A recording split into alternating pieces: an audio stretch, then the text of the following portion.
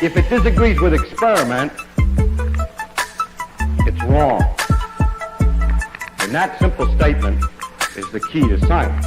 It doesn't make a difference how beautiful your guess is. It doesn't make a difference how smart you are who made the guess or what his name is. If it disagrees with experiment, it's wrong.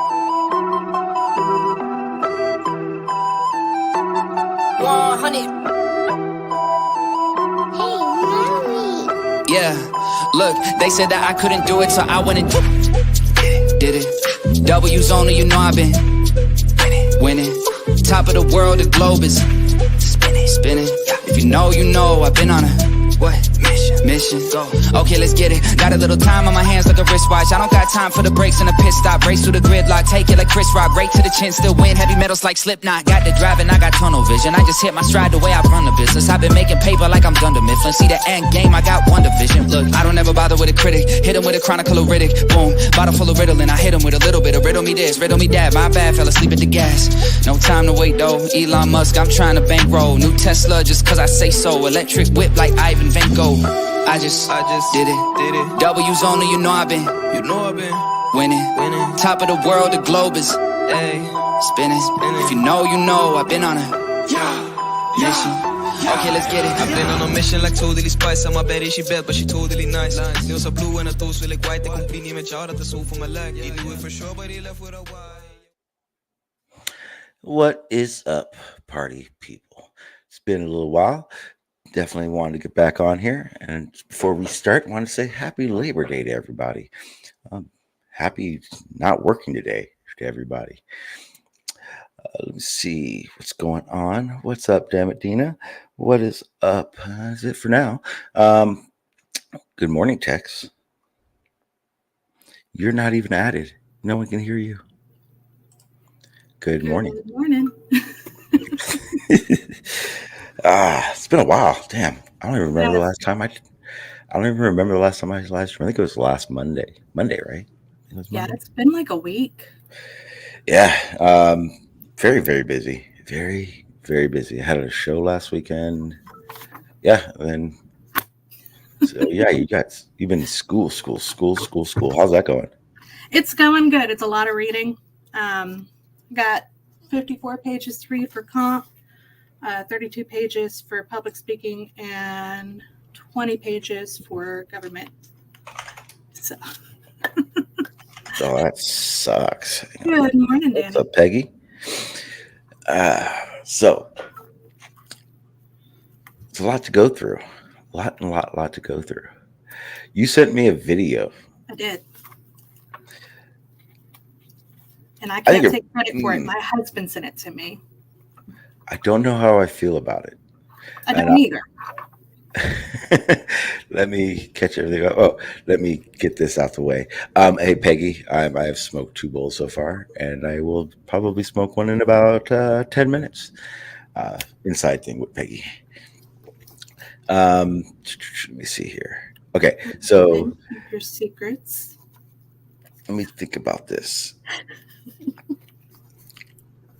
Okay, so you sent me a video, yes. And this video is alleging, and let me pull this up real quick so you can get a good idea of what I'm talking about.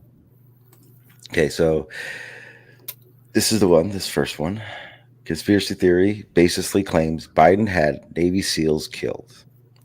Now, this story is from October 15th, 2020, but the video is recent, or is that older too?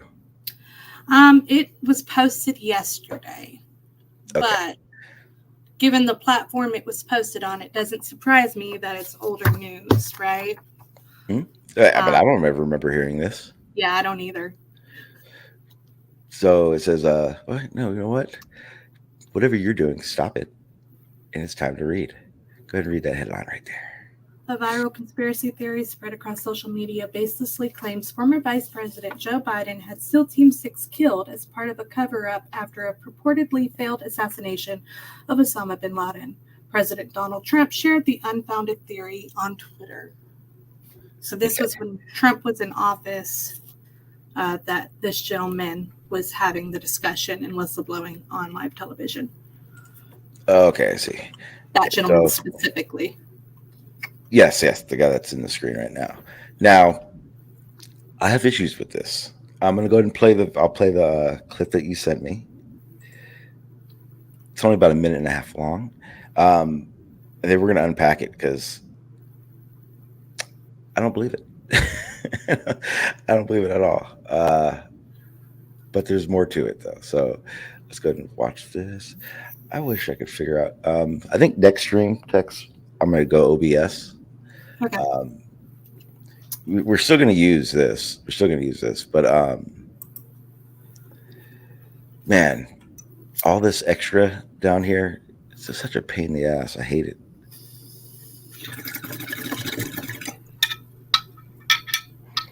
Yeah, damn it, Denny. I've been seeing that a lot lately too. Tex, do you find that to be weird that election time comes and suddenly long-term friends, just suddenly just stop being friends over it? Yes and no. There are individuals in my life that voted for Trump. I did not vote for Trump, and I'm still very, very, very good friends with them. We have just learned not to talk politics. But there are some people who cannot separate politics from a friendship, and those are the people I have had to cut out of my life, especially during the 2016 election, because right around the 2016 election, if you remember, we had those 2 cops killed in Dallas, Mm-hmm.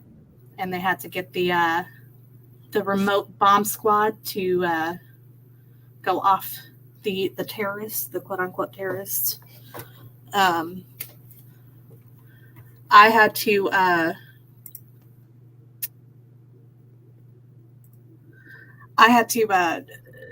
separate myself from those friends specifically because they found my not voting for Trump a slight against my own race and in support of the genocide of the white race. Wow. That's severe their politics were. So yeah, it's so weird to me. So, as everyone knows and heard me say 16 billion times now, I don't vote. I don't vote for the primary reason that they're not trying to get me to vote. They're just pandering to everyone else. So everything I see and hear is complete bullshit. And until I feel comfortable with someone running that is going to actually do what they said they're going to do, I'm not even really interested in the voting process, or not interested in voting myself. The process I'm very interested in. Changing of the system is even more what I want to be involved in or I care about. Now, when it comes to this, CIA whistleblower implements Biden, Hillary, and Obama. Now, I've listened to this. This is not the full version of this. The full version is about a half hour long. I did put the description in the chat, so if you want to watch the full version after the stream, you guys are more than welcome to do that. But this is only it's about a minute and a half snippet of the whole interview. I tried to get the good parts. Let's see. We'll go ahead and watch this real quick and go from there.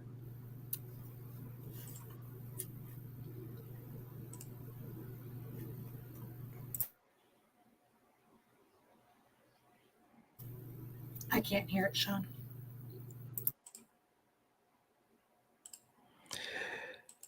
Well, that's fine, because hang on 1 second, because I don't think I have it all. Hang on, let me see. Let's try this again. Oh, I know why, because I shared that screen earlier without the audio. Here we go.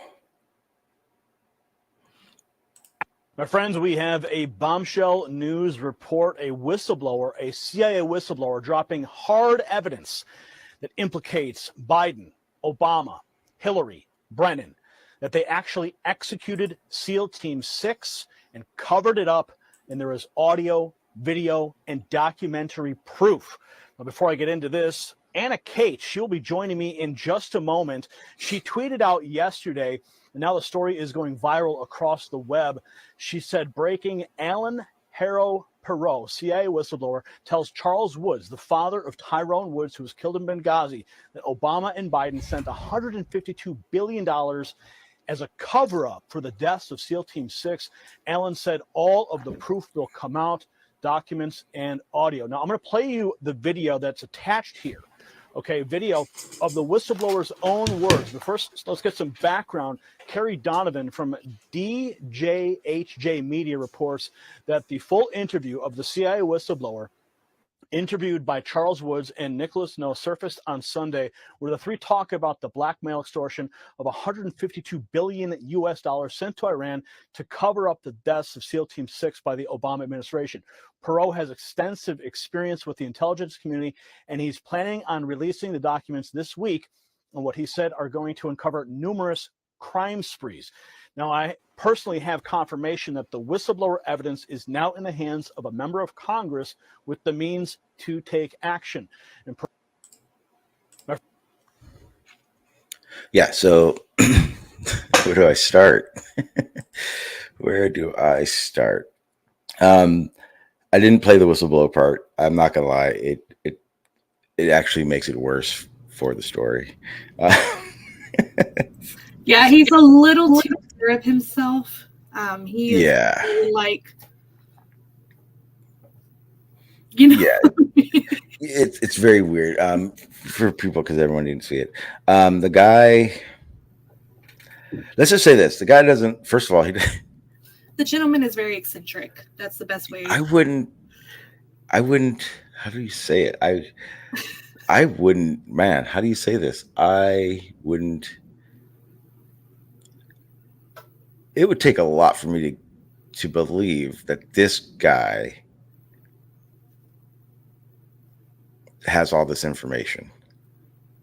Like, he may have worked CIA, but I really feel like he was like the front desk or so, but this is my point, right? This is my whole overlining point, because we have reacted to a bunch of whistleblowers on these open panels before. And so we need to, either A, own up to the fact that not every whistleblower is telling the truth, or B, assume that our government is especially heinous and nefarious. So which option are we going with? Yes. Yes. The answer is yes. I'm trying to pull up.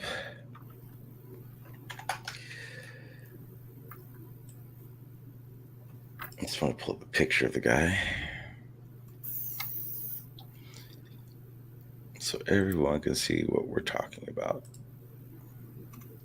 Yeah, this guy, I'm sorry. I know it's rude to judge a book by its cover, but I'm sorry. This guy is not uncovering shit.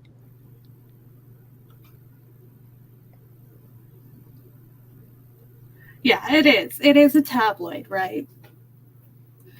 But it is one of those things of like, I don't know. What do you trust? What do you not trust? Because if we're going to say that YouTube is a platform that is reliable, then we must also say that TikTok is a platform that is reliable, right? So it's one of those things of, what are y'all going to consider trustworthy and what are you not going to consider trustworthy? I don't consider that man trustworthy, but I don't consider the man that sat in front of Congress talking about aliens existing to be trustworthy either. Why? Because I don't. If we're going to say one whistleblower is trustworthy, then all whistleblowers should be met with that same base level of trust.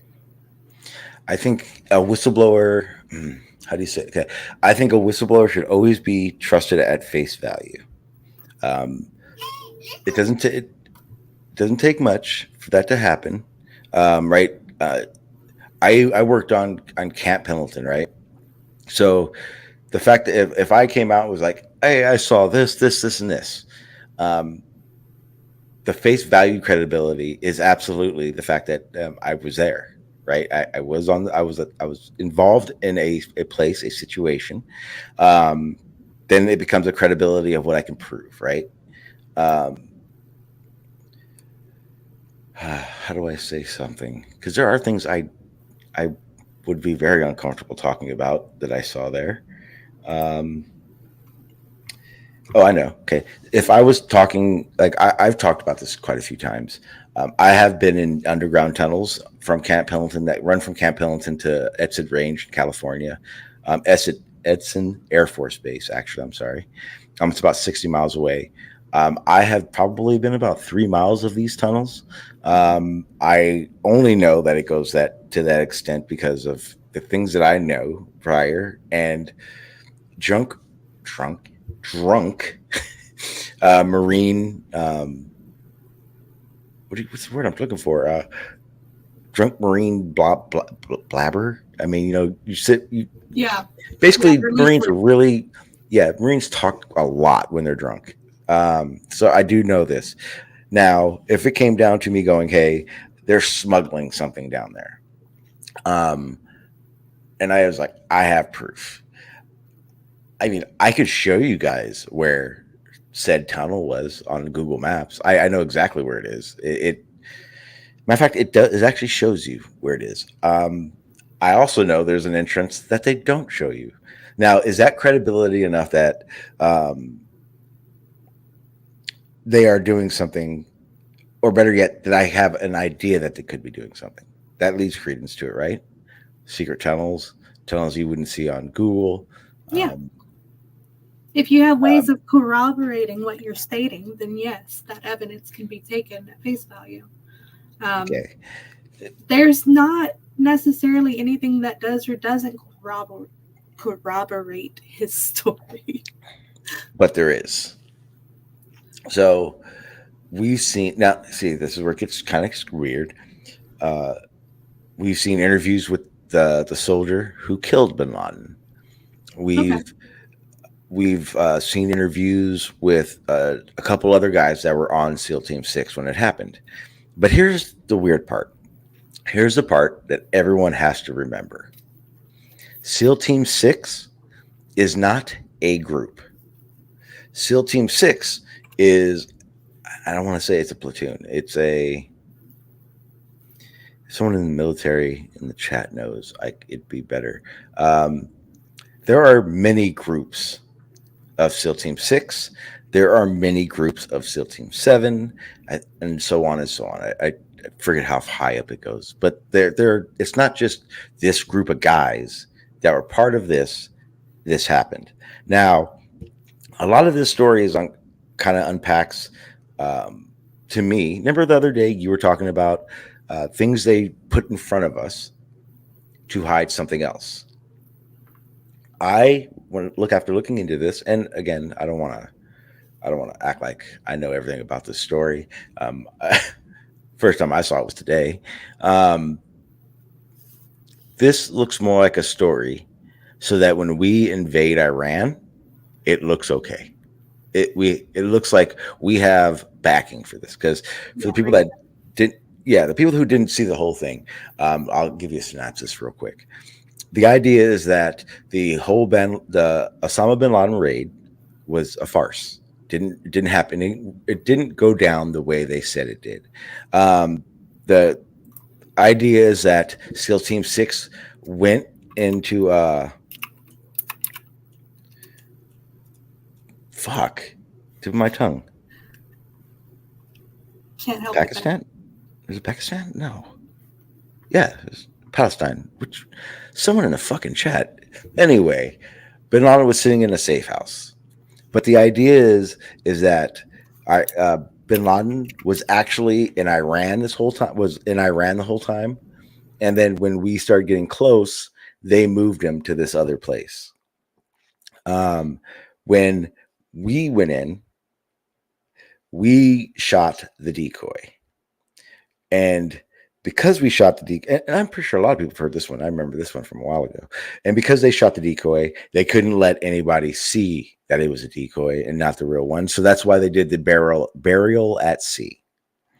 That would probably be the only thing that I think gives credence to this, because if it was a situation of, oh shit, we got the wrong guy, then get rid of the body so no one can identify it. Have a body so you can to collaborate your story. The only issue I have with that is is why the fuck would bin Laden be quiet? Why the fuck would bin Laden be screaming at the top of his lungs how full of shit we are? And I'm sorry that there's no reason that would not be the case at all. I mean, I just don't see that being possible at all. And yes, it does kind of fall in line with the idea that do we trust whistleblowers? Do we take what whistleblowers say at face value? And the problem I have with that question is it doesn't really fucking have an answer. Good morning, Lauren. How you doing? I see you out there. But yeah, so when I watched this morning, I took from it bits and pieces, not full strides of it. Right. Rather, you know what I mean?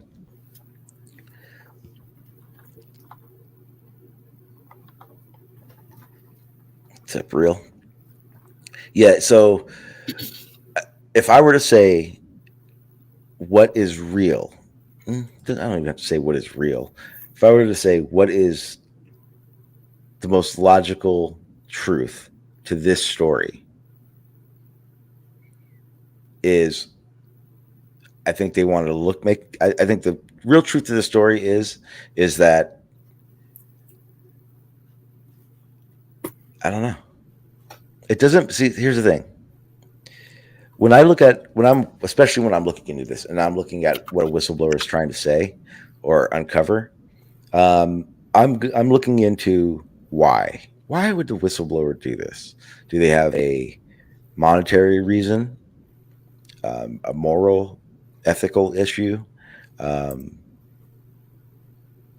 And for me, this one just doesn't have either. How the fuck would he know?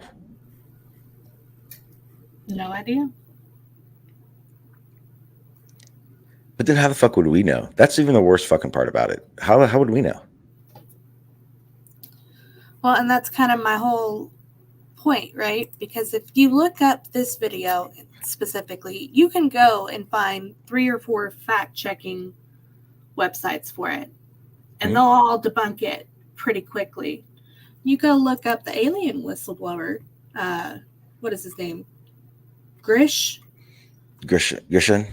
Yeah, David Grisham or whatever. Grisham. No, it's just Grish. There's no Grish? at the end of it. You're right. You can't find a fact checker on it. You can't find anything on it. You can find Newsweek, Wired, New York Magazine, but you can't find factcheck.org or Snopes. You know what I mean? And that's another weird thing to me. So, because that plays in with actually what I wanted to play today.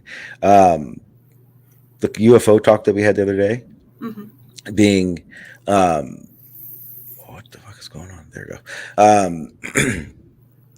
At what point do these stories stop being stories and become points of truth? Because like what Fred just said, 5 minutes of fame. I would feel like we watched the guy from Joe Rogan. What's his name? Fucking Luis Elizondo. And when I watched that, red flags started popping up. But at the same time, I could see that there was a lot of truth, regardless of what you want to unpack is to be true. And he didn't have a reason not. How do I unpack that? My brain just jumbled up the second I was trying to explain that. Because I'm trying to unpack it in my head because these are two sides of whistleblowing, and one of them seems very credible. But if I say the UAP one is credible, then me saying that this SEAL Team 6 one has to be credible to a certain extent. Yep. But I don't want to do that. Exactly. There's my dilemma too. So here's okay. No, because it's frustrating my brain right now. So if the main part would be okay, I got it. The UFO stuff. I can't see a reason for the bullshit unless I start thinking into it because I just got something just popped in my head. But more importantly, when I'm looking at this SEAL team conspiracy, here are the red flags. SEAL Team 6 that was there supposedly, right? I think I 100% think SEAL Team 6 shot him, and the guys that we're talking to are the best representatives of the guys who shot him. I don't know if they did or not, right? Because we weren't there. More importantly, I don't see why. If I shot bin Laden myself, I wouldn't be on TV. Because remember, all these guys have like active hits on their heads. Like this is for real. This isn't even conspiracy bullshit. The guys on SEAL Team 6, anyone that was involved in Iraq, et cetera, like Taliban and all that, like Taliban, they literally have hits on all these guys' heads. So I don't understand why these people would be on TV talking about what they did. Whereas in this guy,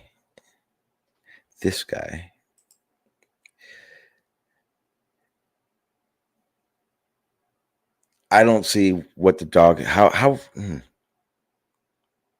yes, I just can't hold on to this one and think any part of it is actually real. And here's the biggest red flag. President Trump shared the unfounded theory on Twitter. To me, like seriously, that's like the biggest red flag. Because to me, all this really is, rather than being a uncovering truth, it's a hate Democrats as much as you fucking can. Yeah. Because again, if this happened in 2020 and Trump is now just posting this, 4 years later, they have nothing. Or, well, no, I think it's saying he posted it in 2020. But still, why is it resurfacing right around election time? Oh, exactly. Okay. That, especially on a platform like TikTok. Why is it popping up all of a sudden? Oh, yeah, absolutely, because it's election time. Yeah, so yeah, and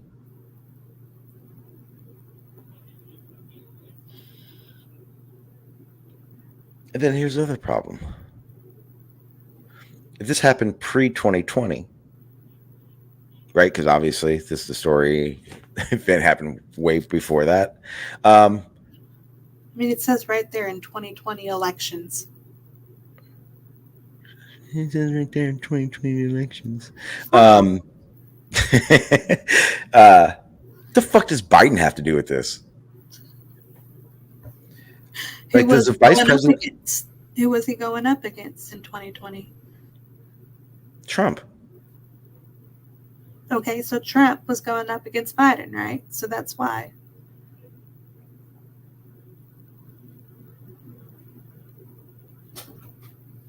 Oh, geez, Tucker Carlson. All like it's just all impacts itself.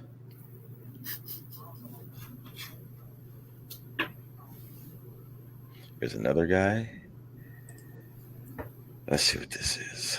And this is on the same whistleblower topic.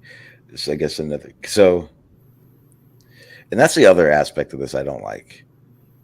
So, from what I've gotten from it so far is somebody found out this information and passed it on. They read it, passed it on. They read it, passed it on.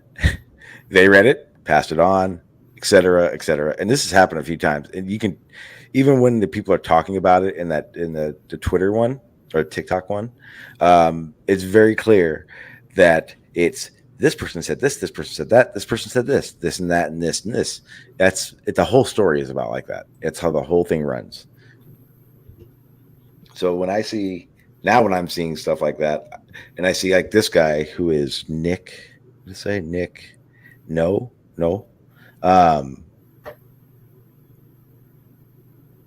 Yeah. And here's the other thing.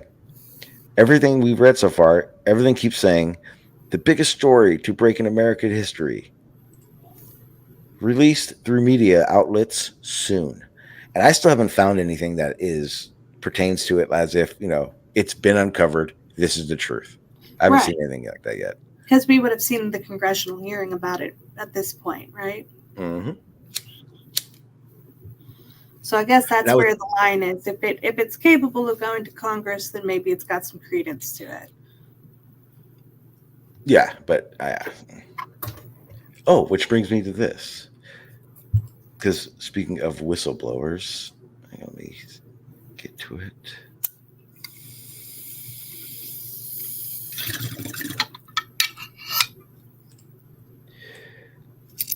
So here's another,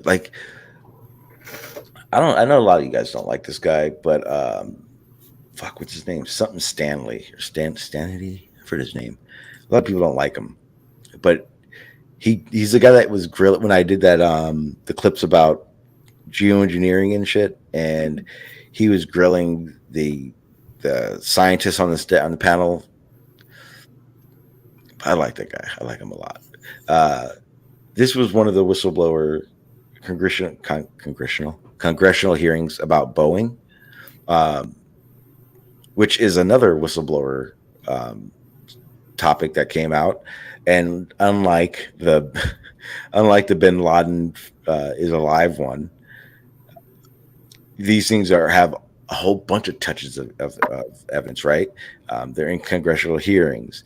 You're seeing the head of these situations not be able to answer questions, and showing that a lot of fuckery is happening when it comes down to those guys. So let's play this one real quick. It's only about a minute long, but I thought it was funny as shit when I heard it. So I figured I had to play it.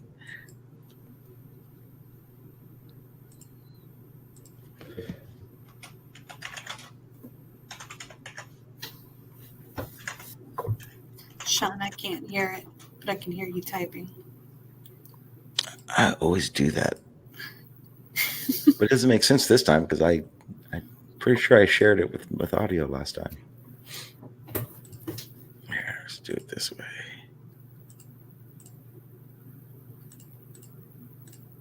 Here we go.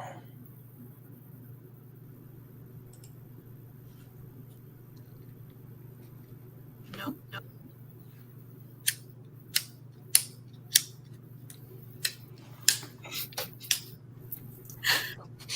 Shut up. I still can't hear it. Are you serious? I'm serious. Okay. Is it what the I know for sure I did it right. Hang on. Okay. Present. Share screen. Entire screen. Click audio. Let's try this again. Nope.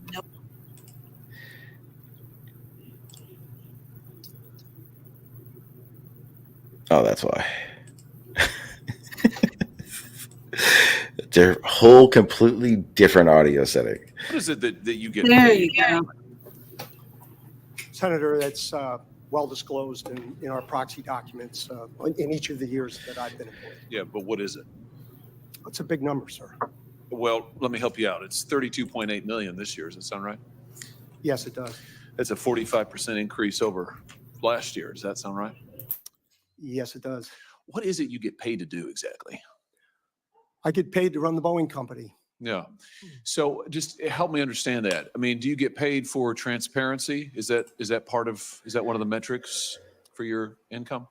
I think the board counts on me for transparency. Really? Because you're under investigation for falsifying 787 inspection records. The Boeing's under criminal investigation for the Alaska Airlines flight. You were investigated by DOJ for criminal conspiracy to defraud the FAA. This is all in your tenure. doesn't sound like a lot of transparency to me. China's snow leopard commandos hide. And that one is for after. Yeah, so that the way that's handled is a lot different from way anything I've seen at all when it comes to Benghazi. I mean, there's a lot of fuckery that happened with Benghazi. I just don't think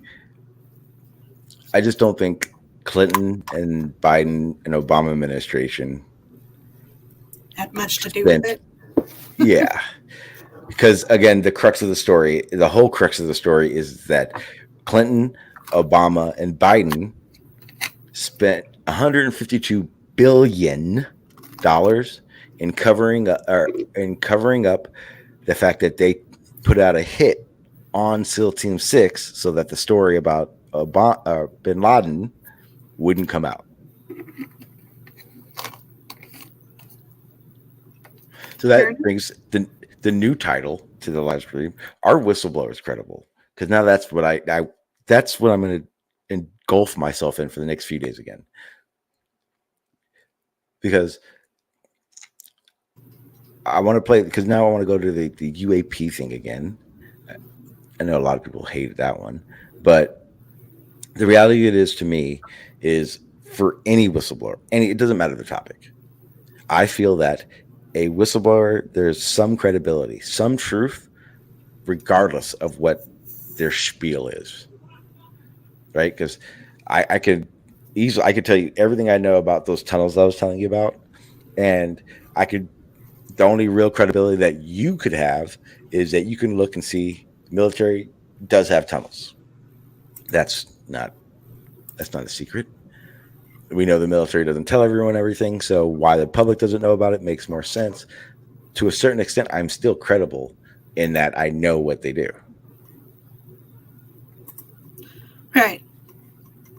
So if I listen to a story like we're gonna listen to now,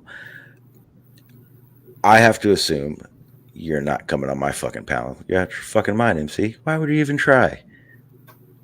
Let's just let him sit there. Guy's a fucking douchebag. Yeah, just for the YouTube world out there knows, if MC Nemesis joins your panels, don't let him join. He's a racist cunt with no reasons to be here. And I'm assuming your boy's Chill Beats is the same. Okay, so let's go ahead and play this one up. So the basis of it is there's going to be some truth to every story of these, right? I'll kind of lay down the mapping of that after I play this first one, because what they're saying you can only take for so much, because obviously it's not going to be out there in public records. But there's a lot that they talk about that is true, that we know we can verify on its own. It's Branch. Oh, what's up, Branch? The link is pinned in the top.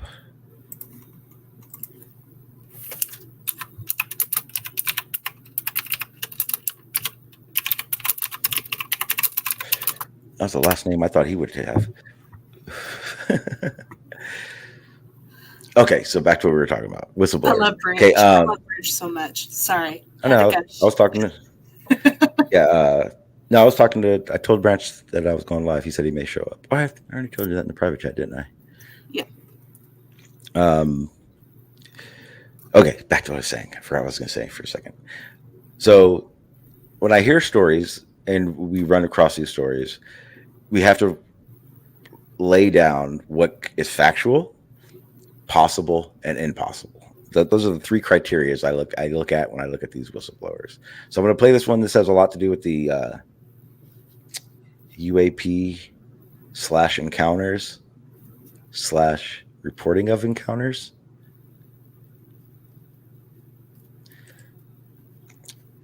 Oh yeah, MC, I know you well enough to know that your ass isn't coming on my panel, especially because you came on once and were racist. Second time just to troll. And then you comment in my chats that I'm psyop. Yeah, good luck. Good luck ever being on my panel. What the fuck? All right, let's play Right, this. so what is this? What is this nonsense? All I heard was hybrid leopards. Yes. Okay. So this is. Do you remember when the guy on Joe Rogan's was talking about, like, they were telling about stories that happen in military that aren't really widely reported or are blacklisted? This is kind of one of those where like it's a hearsay story about a military squad in China. Okay. China's Snow Leopard Commandos, hybrid special forces that serves different purposes, was sent to investigate an anomaly. A signal was being sent from an isolated part of the forest, but when they arrived, they encountered a hostile giant 16-foot that was human-like but wore armor unlike they have ever seen before, strange hieroglyphics, and a unidentified metal that seemed almost indestructible and seemed fluid, like it was alive and had a mind of its own. Correct hybrid force, part tactical SWAT, part elite military special forces, and part espionage agents. In the remote mountains of Sichuan, government scientists detected an anomalous signal from a secluded valley. Government deployed their most elite and secretive unit, the Snow Leopard Commandos, to investigate. Moving with practiced stealth, the Snow Leopards navigated through the thick forest. As they neared the source of the signal, they discovered signs of recent human activity, abandoned machinery and campsites hastily left behind. It looked like an illegal mining site. The team pressed forward to a large, crumbling factory. The year was 2019. In the heart of Guanajuato, an elite team of 12. Okay. So that was the first one. Now, for me, I don't believe in giants. I don't believe in giants at all. But are you ready for the credibility of this story? Sure, yeah. All right. And Branch, you are more than welcome to join the panel, as long as you mind your P's and Q's.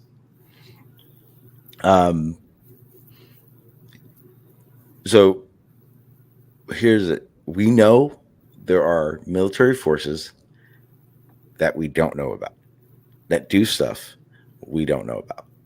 This isn't speculation. This is just fact, right? I'm going to say yes. Okay. Yeah, sure. Yeah. Go Okay. ahead. Put it this way. Okay. How much do you know about Delta forces? Not shit. Okay. Do you believe that the Delta Force is as high level of military ops that they have? I have no idea.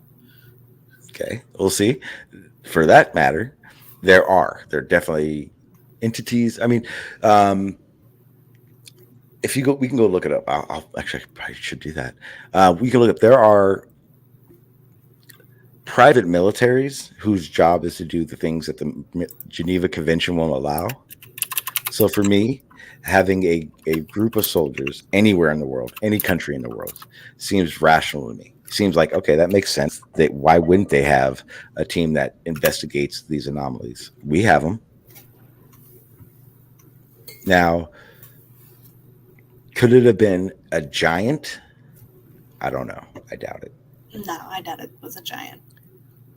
But here's the weird part about it. The military does have exosuits. I'm assuming all the countries have these exosuits. These exosuits make soldiers stronger, faster, etc. Why couldn't one have been wearing a big one? I know it sounds ridiculous, but it's really not. No, it's just the way you're like, why couldn't it have just been a really big one? Like, sure, yeah, Sean, why couldn't it? No, I've never seen these exosuits that you're talking about, so.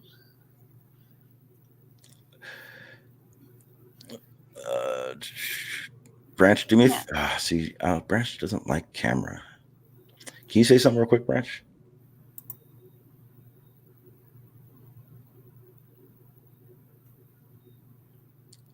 Branch, you got to talk before I let you in. Or is that, hang on. I don't know if that's how that works. No, I should be able to hear him if, hang on, watch. Talk real quick. Text. Nope, it's not how it works. Yeah, I couldn't hear you. See? Oh, I know how to do this.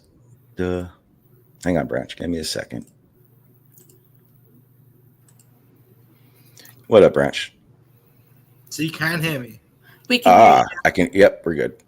No, I gotta do my You precaution can't thing. see me though, right? No. Okay. Because that was because and this goes to everyone, so everyone understands why this is happening. I know Branch, so this is why it didn't need to happen with Branch. I just need to hear him. There's no real, safety mechanisms for StreamYard, so there is a chance that if you come on my panel, I'm gonna make you cam up so I can see you're a human, and that you're a person and everything. But I'll obviously you'll turn your cam off if you don't want to be cammed up. So I just need to know you're real, or I need to hear you, or I'll just put my banner up. But those are my safety precautions upon it. But Branch doesn't need to show himself. I know Branch doesn't want to, but I know everyone knows Korean. I got Branch's Korean voice. How you doing, Branch? Dude, it's been a while since I showed you. Like, I don't know, Yeah. just chilling, doing nothing really. Sounds fun. It does. Like, I've always fucking like I look upon life, right, in a really weird way. And like I wonder why people make such a big deal about doing something. Whereas I kind of feel like life is about doing nothing, just enjoying life. That's fair. I think that's the goal. And there's so many people that this all the time, all they want to do is make more money or like, do more shit. And I just kind of think like, what life's really about is just chilling and enjoying peace. All right, so here's one of them. I love you, Branch. I love you so much, man. I've missed you. I know, like seriously, like what's wrong with just being peaceful and not doing anything? I mean, All right, Tex. Lex, you know what? right. I've known you. I've probably known you about as long as I've known Sean. Like it's weird though. Like I kind of think that you and Sean got together because of me.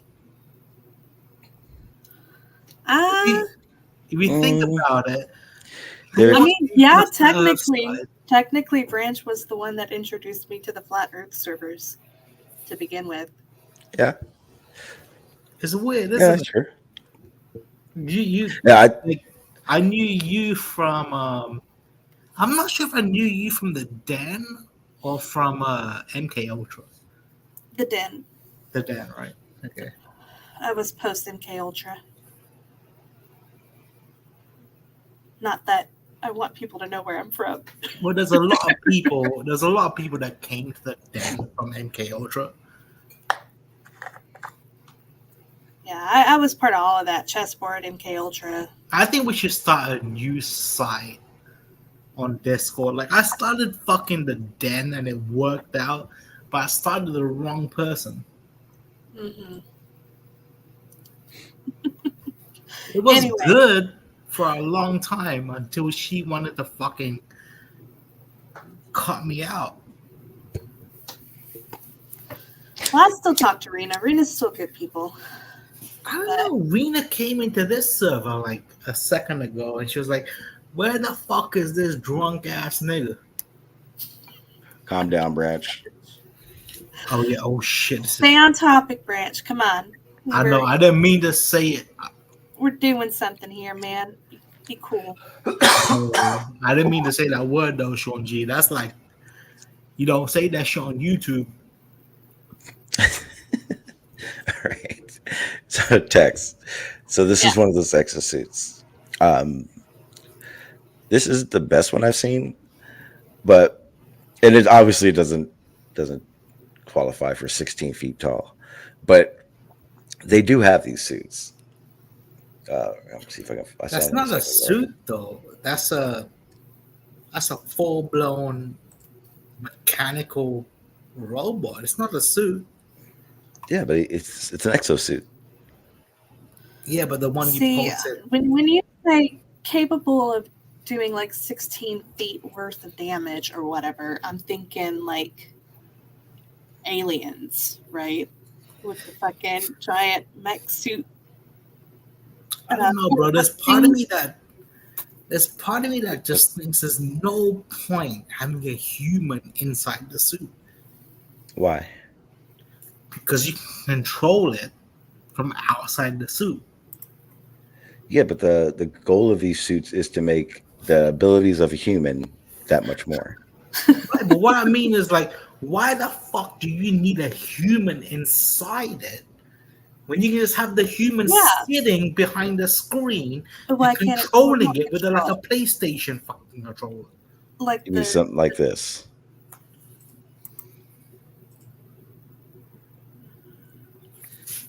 Right? Like, honestly, bro, I kind of look at it like they can potentially have like you just chill in a room and you can control that piece of tech with your mind. But that's way in the future, bro. Yeah, you're talking like the AI systems. It's not so much AI. It's more about like you know what, bro? This is conversation that's not supposed to happen in your room right now, right? Because you was talking about flat Earth shit and bullshit like that, and now we're talking about AI and. I talk about everything, Branch. Yeah, we're open panel. All right, we're talking about whatever. So, honestly, bro, the way I see it is in the future, once we understand how to fucking interpretate, if you want, neural fucking fires, right? We're gonna be able to do a lot more than we can today. Like if we look at today's technology, right? We can make deaf people be able to hear through interacting with just straight up neurons in the brain. Don't they do that with seeing too? Like or Not something really like that? seeing. No, we do it with deaf people, like, but we don't I do know. it seeing. I mean, there was this one thing they did where they're like they kind of did some shit with blind people, but it's really hard with the visual cortex is just very hard to do. But like I wish it could happen. I think it will happen one day where like the visual cortex can be fucking. Oh, sorry. Am I typing too loud?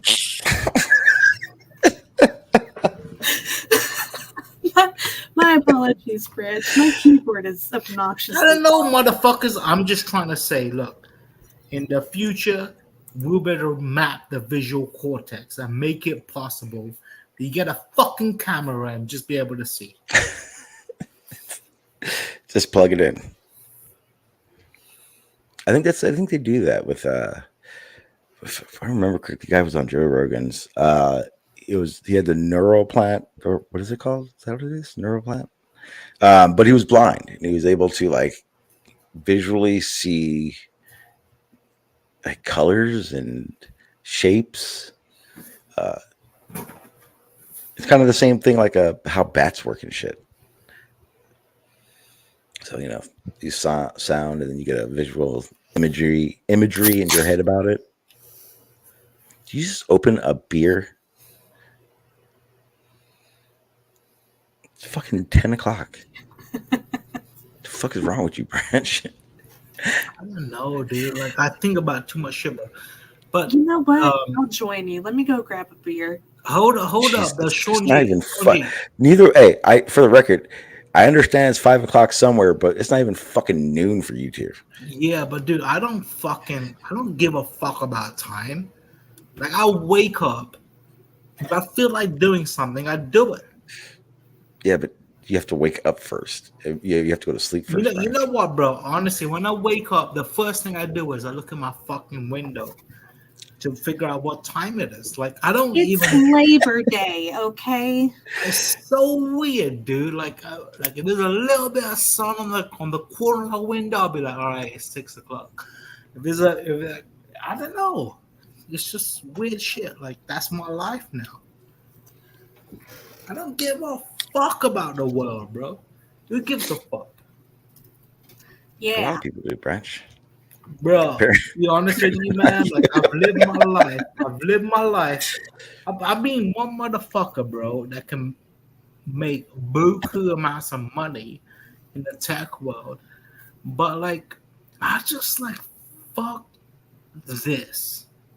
I would rather just chill. Be a simple man, Branch. That's what Leonard Skinner said. Exactly. You know, TexLex, there's part of me that considers my future, right? And like the two futures that I see myself doing is like being homeless or going to jail. That's Purpose? Wait, you got that was a big leap. It's so weird, TexLex. Like, I don't want a future, but I rely on money anymore, right?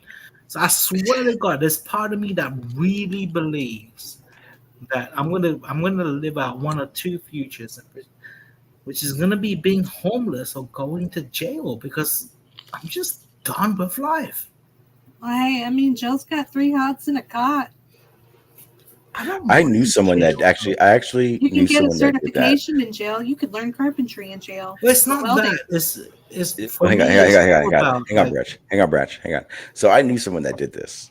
He had a very great job, 6 figures, easy. Just decided to quit his job one day and be homeless. Bro, my shit wasn't crazy. My shit wasn't just 6 figures, bro. It was double 6 figures. I was earning $200,000 a year. That's 6 figures, Branch. It was double. Everyone thinks earning $100,000. If it was double, that would be 12 figures, Branch. I was earning $200,000 a fucking year, bro. That is impressive, but that's not double figures, love. I know, man. But it's about your math may be a little off. I know, but you know what's crazy though, right? Like, you know what? I'll the weirdest shit was like, I used to shave every other day when I was going to work, and like, the one thing I fucking hated in the world was like going to work and sitting in the fucking elevator. We're the top fucking floor of this fucking skyrise, right? So I gotta sit there and make conversation with people, and because like I'm way up in the I'm like an executive, right? People expect me to want to talk to people, and I'm a loner. I'm so fucking quiet inside. I don't like talking. All right, anyway. Did you just say you don't like talking? Yeah, bro. Like when I'm sober and shit, like I'm so quiet inside, Sean J. Branch, I thought you said you were sober in the chat. No, I started off sober. You guys got me excited, bro. Wait. You're saying you were sober when you got here, and then now I wasn't sober, but I was like sober in comparison to how you know me. Let's see. I will say he's at least being coherent so far. Absolutely. TexLex, like, do you want me to be uncoherent? I like you in all your forms, Branch. I've never had issue with you. I mean, I'll be honest with you, like, I love fucking Sean G, even though he's a gay fish. I don't know what that even is. Do you like fish sticks? No, I don't. Okay, he's been asking me this for years. One, no, I don't eat fish sticks. I don't know why anybody does, so they look gross. 2, fish can't be gay. You understand this, right? There's no such thing as a gay fish. But do you It know doesn't how even make sense. fish reproduce? Yes. Right? How? Excuse me. Like fish Really? just Okay. be like, Okay. you know what? So okay. So the female lays a bunch of eggs, and the male comes around and fertilizes them. Right, but they don't fuck. They just they basically just swim around the same general area. She's like, I'm gonna piss out some eggs. The dude's like, you know what? Fuck it. Let me piss out some sperm.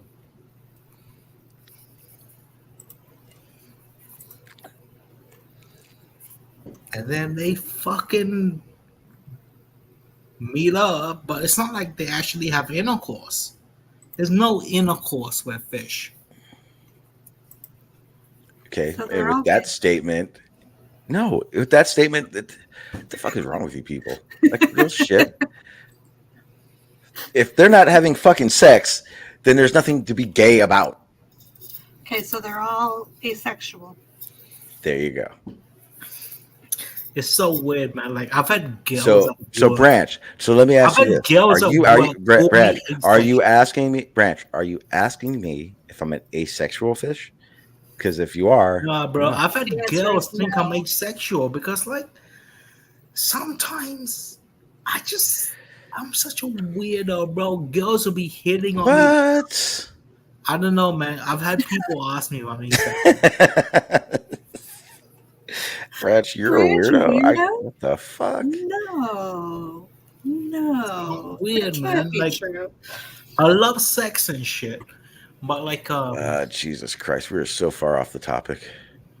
all right, my bad, bro. You know, let's not talk about sex in this room. I forget this is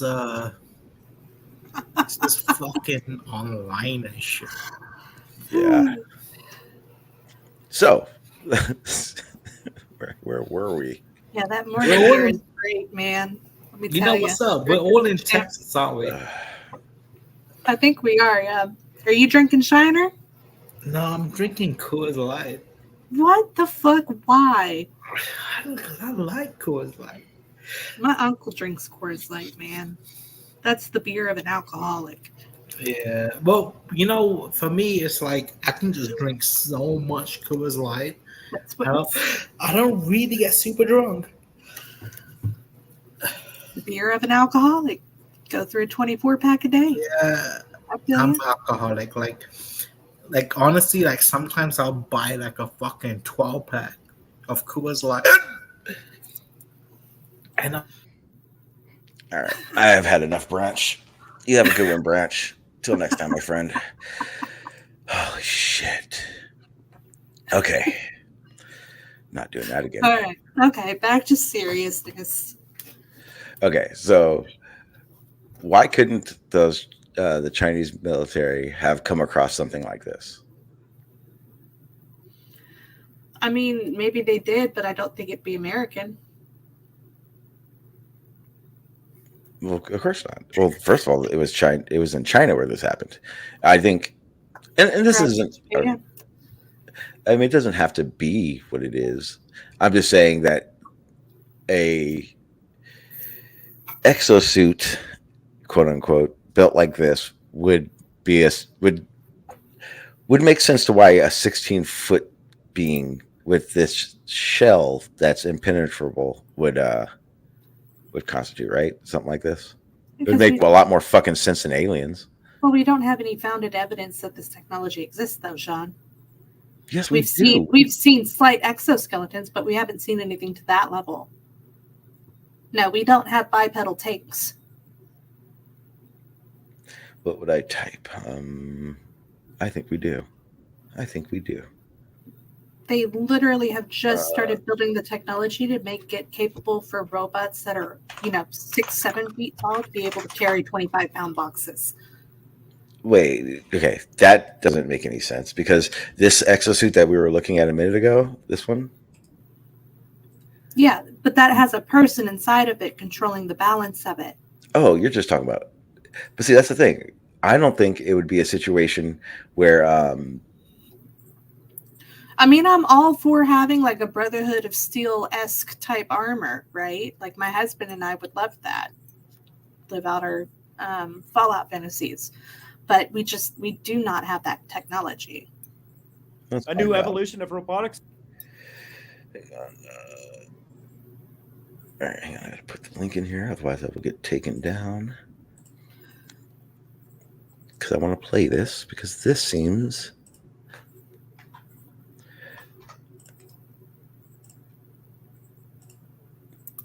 Let's see what this turns out to be. 5 epic bodies, robot suits you wouldn't believe exist. Hang on, I gotta...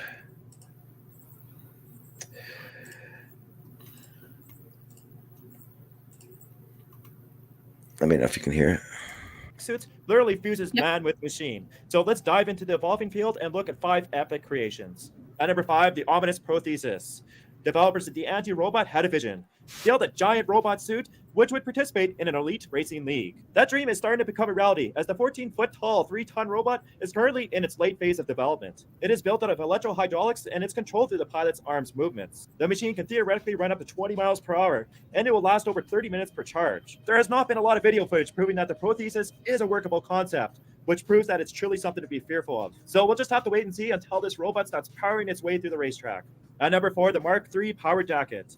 Debuted in a bizarre commercial, the Mark III is an empowering mecha suit. It towers in at over 8 feet tall, but it's still a light-duty suit and it can only carry 9 pounds. The Mark III can also surprisingly move very fast, and it's quite easy to learn. So the coolest thing about the suit is that its arms are motorized and are actively controlled through joysticks by the user. But it also has a huge price tag of around $100,000, and it's in very limited supply. So only the rich will be able to afford this really expensive robotic suit, which is probably a good thing, because if I ever bought one, I'd probably arm it with swords and laser beams. At number 3, the Kratos. The Ultimate War Machine is 4 tons of carnage, which can go up to 6 miles per hour. It can freely move its legs, torso, and even arms, making it one of the most enhanced robot suits ever built. The pilot also has a Kinect-based visual input, along with a touchscreen interface for identifying and striking targets on the battlefield. So far, no devastating weapons have been installed on the Kratos. And oddly enough, its BB Gatling gun, which can shoot 6,000 rounds per minute, only works if you start smiling. The machine also costs around $1 million, but hey, if I had a choice, I would probably buy this epic machine of terror over a supercar any day. At number 2, the Megabots Mark II. MechWarriors are finally becoming reality thanks to the hardworking team over at Megabots. The Mark II is a 15-foot-tall, 6-ton machine of devastation.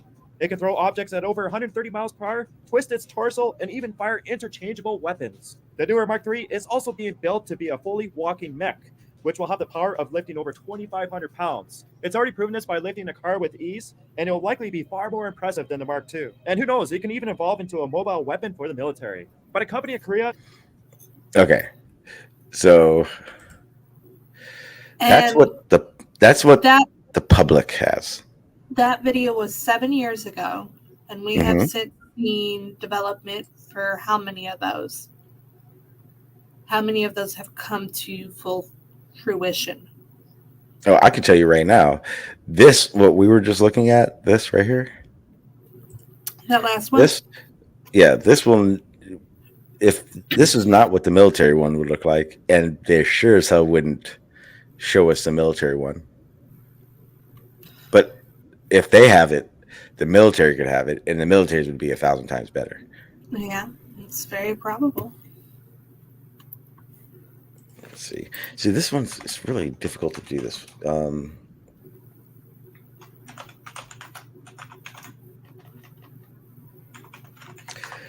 Because YouTube likes to take people down for these. I wonder why.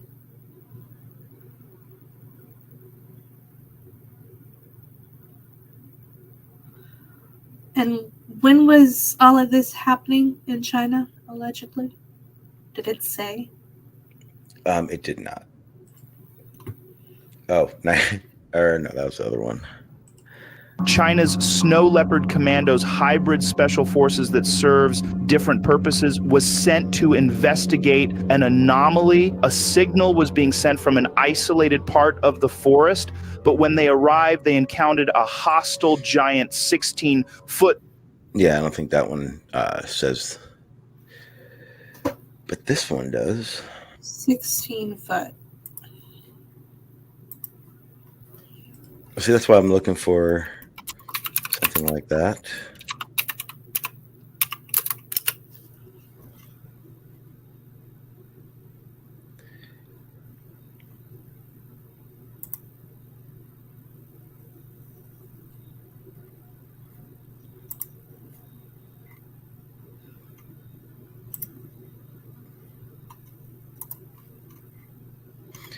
This is from 7 months ago. I want to play it, but I don't know what it's going to do to the live stream. So I see this company will build you a 15-foot mech for a trifling $3 million. That's cheap. Yeah, and it looks like it's that same one that you were showing us from Subame Industries. But it's not walking. It's very clearly a mech. I doubt the Chinese would mistake a mech for a giant. They're not that backwoods. All right, let's see what this one does. We're gonna take the chance.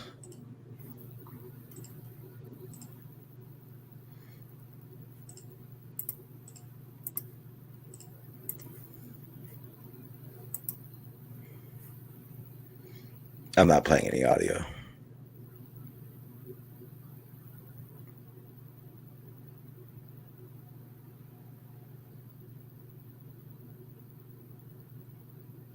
And again, like these. Let's see if there's a bigger one. Blast resistant suit. Exoskeleton.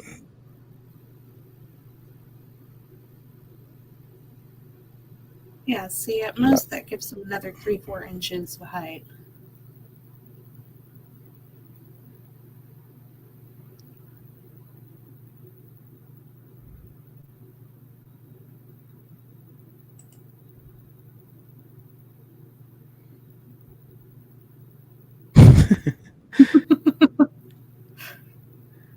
Oh, there we go.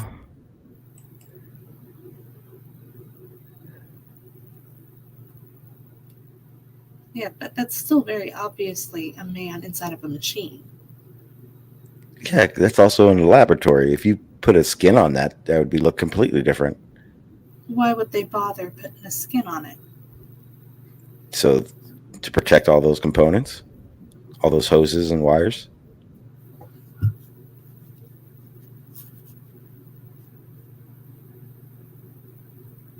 I don't think it would be necessary. Absolutely, it would be those that, like for instance, on. So the body of this thing may be structurally sound, but I don't care what those hoses and links and connection joints and all that stuff. Those are the things that are going to need to be protected. Reach, Sean. That's a reach. Which part? The part where you have to rationalize how this is going to be mistaken for a giant. Well, again, you're looking at something that would be like this. If I were in the military and I built something like this, I wouldn't let all that shit be exposed. So even if they put a skin on it, you would still have to keep the front panels open where that person who's piloting the set mech could see. They would still be able to see the guy walking around in the giant mech suit, regardless of what skin you put on it. You can see the dude there. You don't have to. That's like saying you'd see. That's like saying to operate a tank, you can see the operators of it. No, because you don't see through the tank windows the way that you can see through that mech's windows. Well, you're telling me you can't see that dude's torso with his seatbelt. Again, I'm not saying the military bought this robot and this robot is what they're using. Those windows are just windows that make this thing look cool. If the military is using it, they don't need to have windows at all. That is a reach. I don't see how it's a reach at all. I'm looking at a robot that is in the private sector that I can fully believe that if the military decided to do something like this, it would be absolutely battle ready rather than exposed in testing phase in the lab. This isn't what I'm thinking. You're telling me is your argument is equating. you're making a false equivalent here. You're saying that because we can camouflage people, we can camouflage mechs. No, we can't. Just like we can't camouflage tanks. People don't go and see a tank and go, oh, that looks like a person. No, they go, oh, that looks like a tank. Yes, they do. Yes, they do. No, they don't.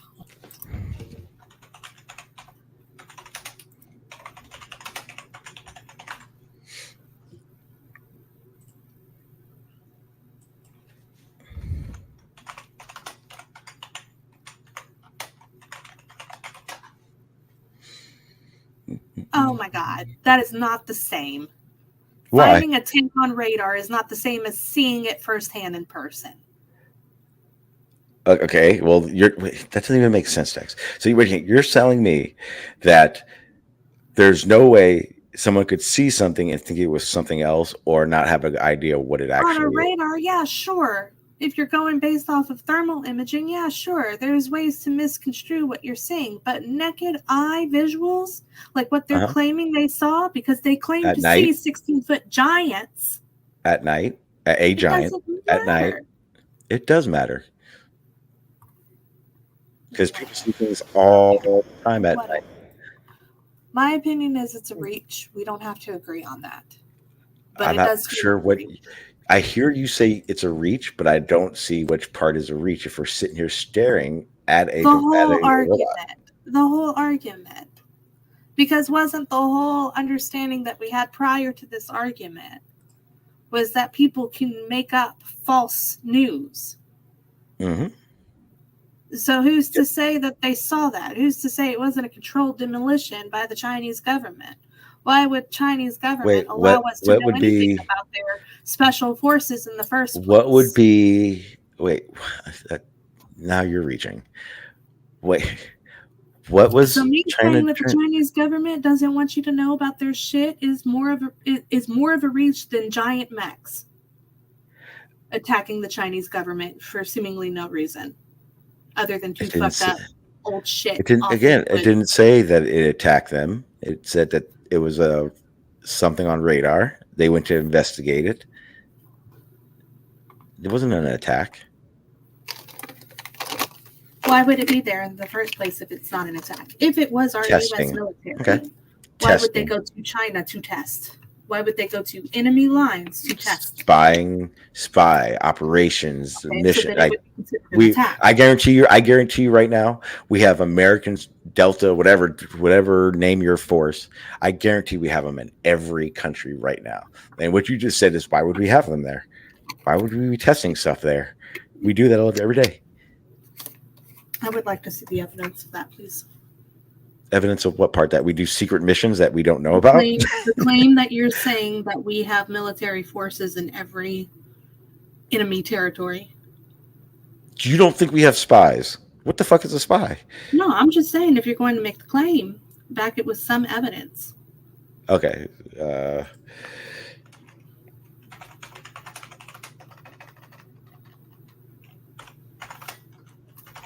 We have spies. Yeah, we do.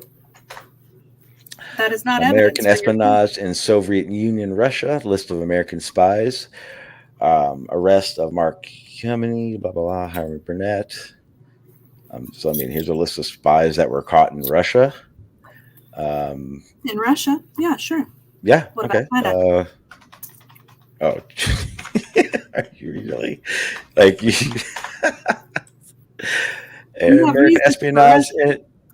American espionage in China.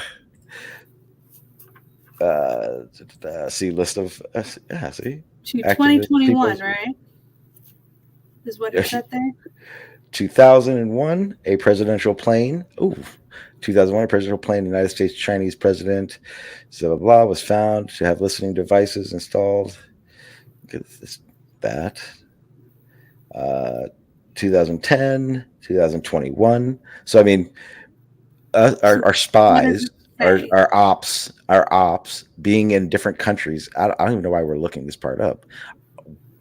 What is a spy? What in 2021? What does it say?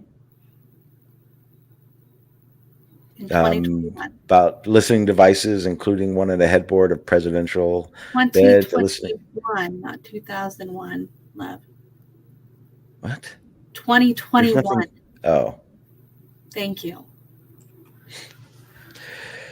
To have lost a troubling number of informants recruited from countries including China in recent years, with informants being killed, captured, or compromised. That meaning that it's not American-born people, it's Chinese-born people that are informing the U.S. government of what's going on. Do you think that they're going to allow Chinese informants to have that level of technology in there in order to spy? Do you think that that is something that is can be backed with logic? I think thinking that we don't have CIA, Delta, blah, blah, blah, in enemy countries is just a ridiculous thing. I think that it's ridiculous to think that we have 16-foot mechs that we're going I to didn't say, randomly did destroy not. property in China. Again, you keep doing that. Why do you keep doing that? Randomly going around destroying shit. Where did it say that? Well, so they didn't find the mech in a city. They didn't find a mech in a populous territory or a territory of interest. They found it off in movies, right? Yeah, so it definitely wasn't running around. It definitely wasn't running around destroying shit, right? Well, that's what they said, right? Was that it was No, destroying that's something? what you said. There was No. evidence of 16-foot mech destroying something? No, not at all. So that's not what was said. Nope. You want me to play it again? Yes, I would. Okay.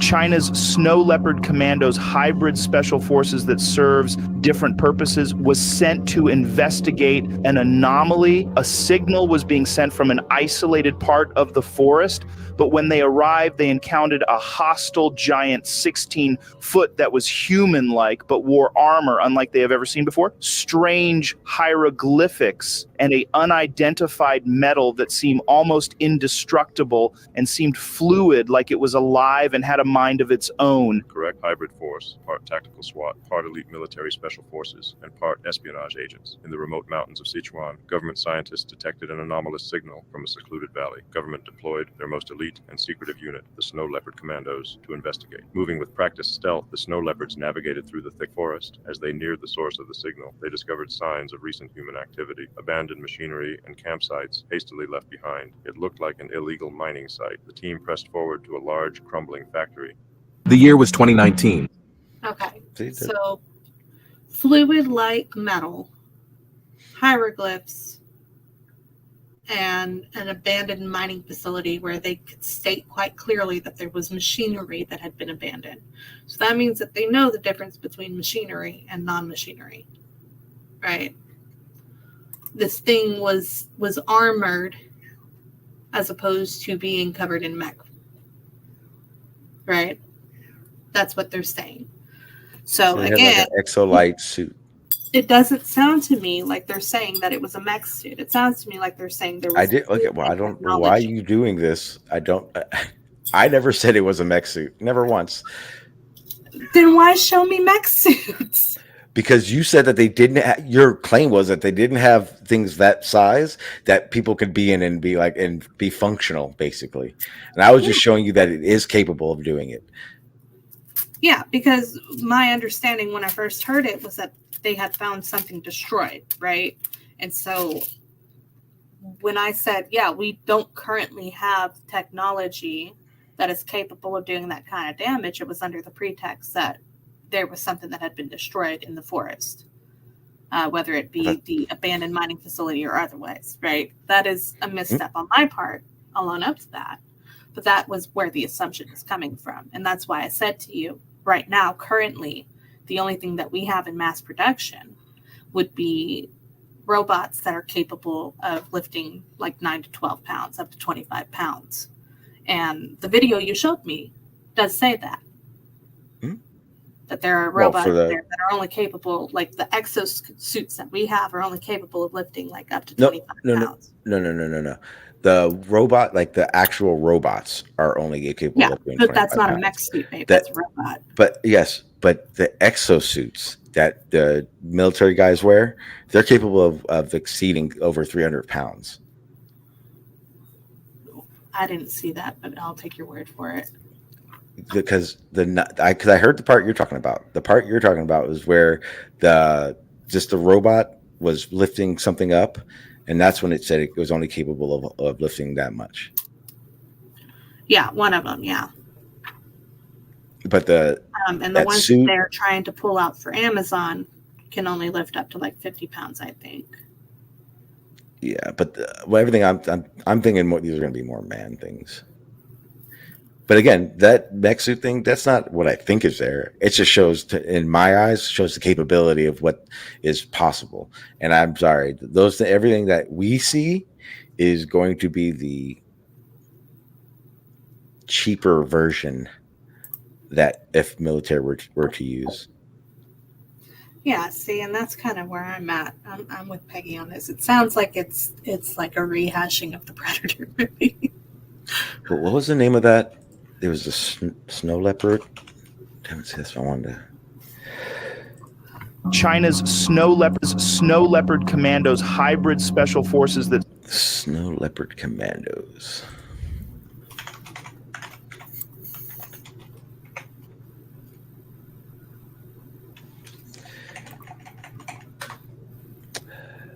All right, Snow Leopard Commando Unit, formerly known as the Snow Wolf Commando Unit,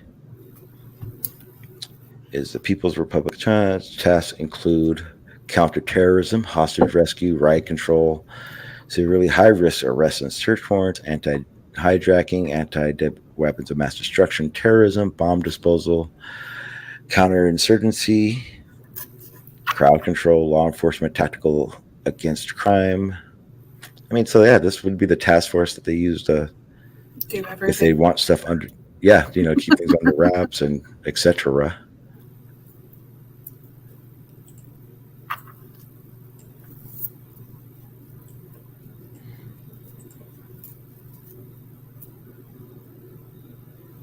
Established in 2002.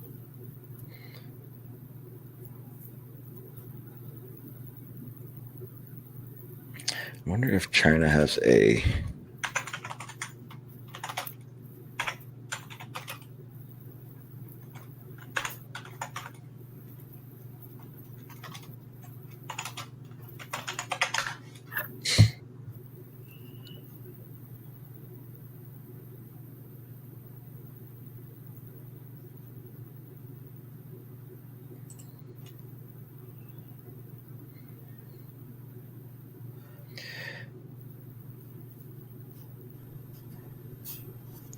trying to see what their UAP task force is called.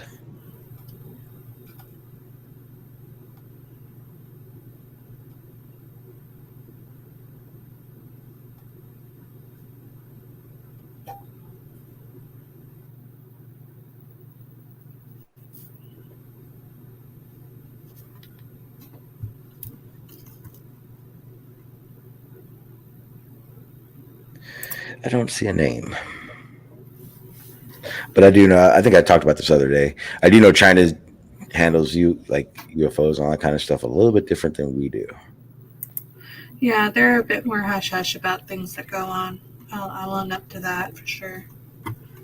They're not going to tell us everything.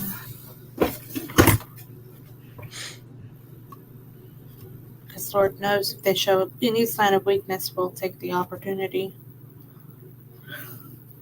Let me see.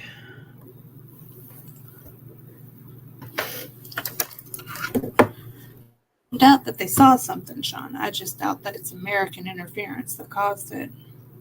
It doesn't need to be. Again, it wasn't a claim of it. It's just a situation of. I never said American. You threw a lot of speculations into this. I threw the speculations out. Yeah, a lot of them. Because what you're doing is not speculation. Absolutely, but the difference, I'm not adding speculations as we go. I would say that you were, but don't care to argue with you. Okay, let's watch this second one. This is the other one. This is the...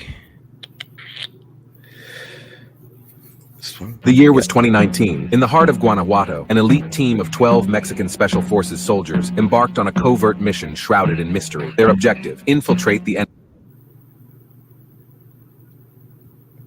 enigmatic Sierra's forest, known to conceal a notorious narcotics operation. Their orders were clear: apprehend the targets, utilizing deadly force if necessary. Little did they know that this night would etch itself into their collective memory, haunting them for years to come. As the team set up camp on the first night of their deployment, an eerie atmosphere enveloped them. Strange, unsettling noises emanated from the depths of the forest, like agonized cries piercing through the darkness. Their initial assumption was that the cartel might be inflicting unspeakable torment on someone, a grim reminder of the gravity of their mission. However, doubt began to creep in. Some soldiers swore that these unearthly sounds didn't bear any resemblance to human suffering. They were far more sinister, almost otherworldly, with unanswered questions. Deciding to regroup and reconvene in the morning, they reluctantly retired for the night, their senses heightened and nerves on edge. With the break of dawn, they sprang into action, eager to unravel the mysteries of the previous night. As they ventured deeper into the forest, a profound stillness enveloped them. The once vibrant symphony of nature had fallen silent. No birds, no crickets, no rustling leaves. Only the resounding echo of their boots treading through the woods remained, intensifying the sense of foreboding. The eerie silence set their teeth on edge, but they found no traces of the enigmatic nocturnal disturbances. Their destination, the suspected drug operation, presented itself as an abandoned husk, as if it had been evacuated mere hours before their arrival. With frustration simmering and tension mounting within the team, they decided to take an unfamiliar, shorter route back to their extraction point. As fate would have it, nightfall descended upon them, and they stumbled upon a cave that offered temporary shelter. Hours slipped by, and as the clock struck 3 a.m., a soldier jolted awake to a harrowing realization. The same inhuman, bone-chilling sounds had returned, and this time they were ominously closer, lurking in the shadows, ready to rewrite their destiny.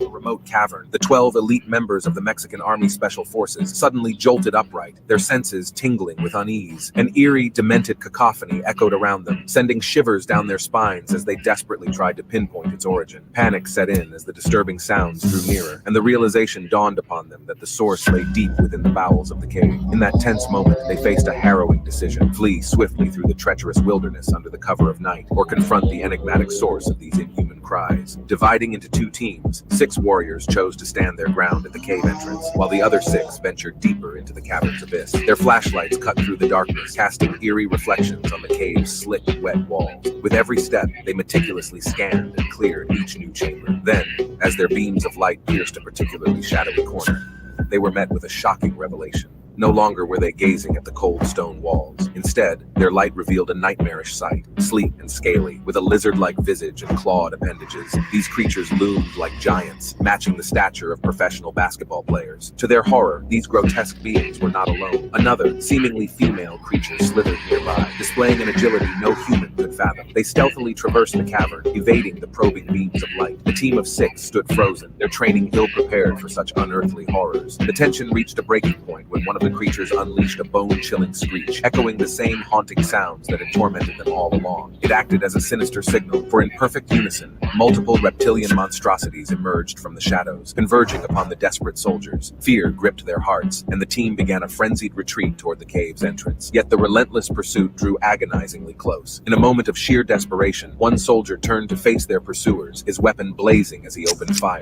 The cavern became a battleground, with a line between the supernatural and human blurred, and the fate of these brave warriors hung in the balance. The soldier opened fire as they attempted to flee. The nightmarish encounter left the soldiers shaken and bewildered. Bullets made contact, but to their horror, it was as if the creature's skin or attire was impenetrable. Trapped deep in the cave, the soldiers fought desperately, but were overwhelmed one by one, their limbs torn apart by the relentless reptilian assailants. Only 2 managed to escape, racing to the cave's entrance to alert their remaining comrades. The surviving 6 Special Forces soldiers formed a defensive perimeter while radioing for air support and reinforcements, their hearts pounding. Relief washed over them when the sound of approaching helicopters pierced the tension-filled silence. However, that relief turned to unease as they realized the helicopters lacked any identifiable insignias, cloaked in ominous black. 8 mysterious figures emerged, clad in advanced metallic armor and polarized visors that concealed their faces. Their voices, strangely filtered, ordered the Mexican soldiers to stand down. The enigmatic newcomers ventured into the cave, where moments later, the same inhuman sounds resonated, followed by eerie, low-vibrational energy blasts that replaced the familiar gunfire. 6 of the unidentified operatives emerged, carrying 2 injured teammates and 2 lifeless reptilian bodies. Before departing into the darkness, the operatives approached the Mexican Special Forces commanding officer, revealing that they operated on behalf of the Mexican government. They issued a stern warning, emphasizing their knowledge of the soldiers' identities and the importance of silence. The helicopters vanished, leaving the bewildered soldiers to grapple with the inexplicable events of that night. Some resigned immediately, while others remained, their every move watched closely. In time, a select few shared their harrowing account under strict anonymity with a reporter. Those who stayed were reassigned to new roles, while the rest became private bodyguards. This eerie encounter was just one among many stories that spoke of reptilian humanoids. Their origins remained a mystery, with some suggesting extraterrestrial ties, while others believed they were indigenous beings that had evolved from Earth's prehistoric past, hiding underground, their descendants surviving in secrecy. The year was 29. Yeah. Let's get something out of the way now. I don't think that actually happened. Okay. But, I was fixing to be like, Sean. Okay, but Really? I did want to play. No, but there's a reason I wanted to play for sure. So do you remember the UAP one when we were listening to that Lewis guy talk, and he was saying, what the fuck? He was saying, basically, how do I put this?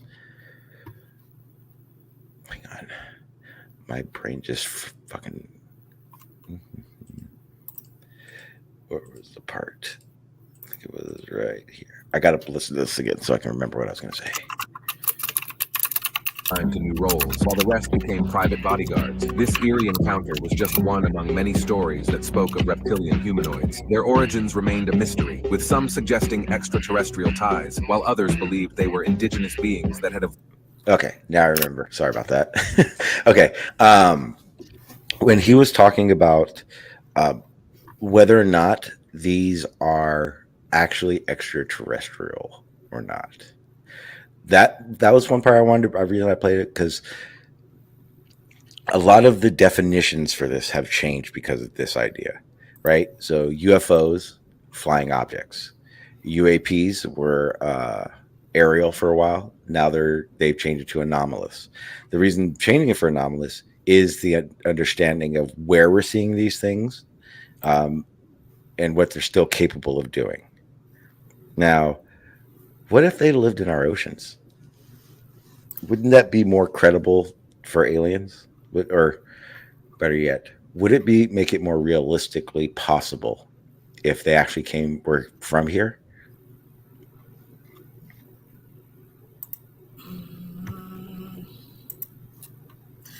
If the beings were like inner Earth beings, is that what you're saying? When you say inner Earth, does it have to mean inside of Earth? Not necessarily. Just, maybe in the ocean, maybe hiding in caves. Yes. Below ground, but maybe not below mantle. Yeah, I have a inkling that most likely, if there were to be these aliens that we call aliens, I think it is more likely that they live. See, here's the thing. I don't know if they came here. I don't. But if they had, if they are real, I would think that they live under the ocean, and that's why we see so many, but we don't see so many coming in, right? So you think like Atlanteans? Or underwater. Yeah. What you said.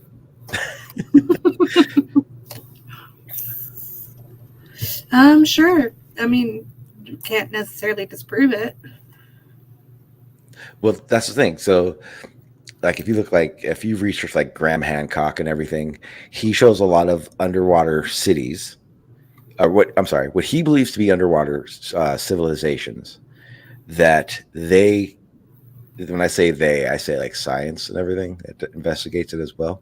They say they're man-made structures, or not man-made. I'm sorry, natural structures. And when I see these things, I'll try to pull one up real quick. When I look at these things, dang it.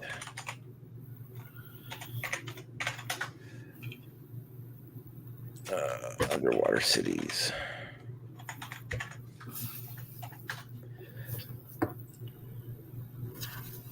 Like, for instance, would you consider this man-made? or natural. Man-made. Small. Man-made. Yep. Science constitutes that as a natural structure. I guess because it's made out of natural stone, but it's very obvious that it's got stairs there. Yep. Well, that's what we see as very obvious, but it is actually one of the structures he believes was made by people, and at some point in time in our ancient times, and science says no. Science says this is a natural structure. Mm-hmm. Yeah, I disagree. Like, look down there with the triangle. This one? No. Oh, it was over on the. When you had clicked, it was underneath it. Like if you click that. Yeah. You go down. Well, yeah. There you go. You see the triangles. Yep. These all structures that are not what's the word I'm looking for? Are not considered to be man-made structure. That's just silly. There's another one that I've seen that seems really ridiculous. This is from the same monument. Yeah, you can see where there's like levels of granite or whatever. That's that one slab that we were looking at before, just from a different angle.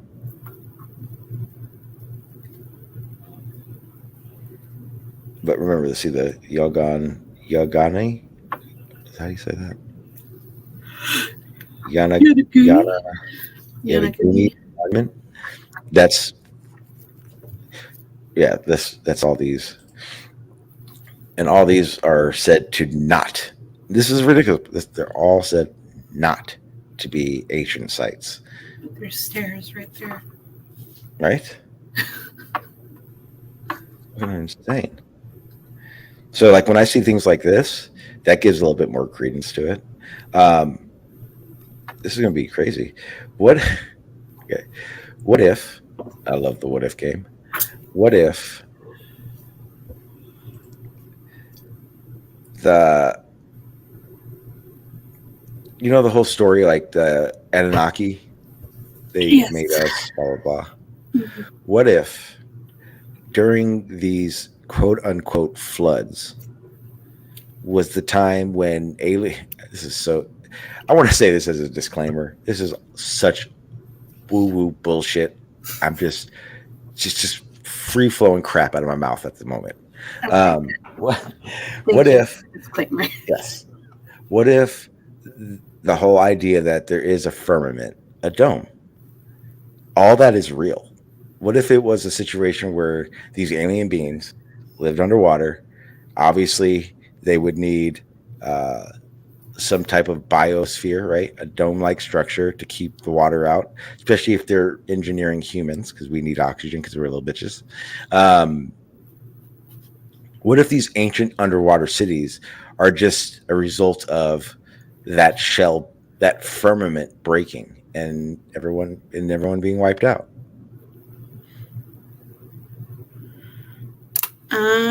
Sure, yeah. Is that too far? I don't know. I think we got too far when you said what if.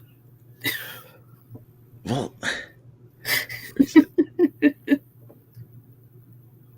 and then I thought, oh, he's really diving off in the deep end when you said firmament. Well, when you think of Atlantis, isn't that exactly what you see when you see Atlantis? Atlantis, they allege, if it's still existing as a society, is probably in an underwater cavern somewhere. At least according to the movie. But why would it have to be in a cavern? Why couldn't it just be? Because there's a natural air pocket there. You have to understand the atmospheric pressure it would take. The type of material that they would need would have to be something extreme. Because the pressure of the water at sea level is ridiculous. We've seen firsthand how that works out for us. What if it wasn't as deep? And that is the reason for If it the wasn't as deep, destruction. wouldn't we have found it by now? No, that's the problem. We know more. We know more about the moon and Mars than we do about our ocean. I suppose so. Man, I'm sleepy. Is it nap time for you? It is. Let me see what these other megaliths are. Let's see what's in North America.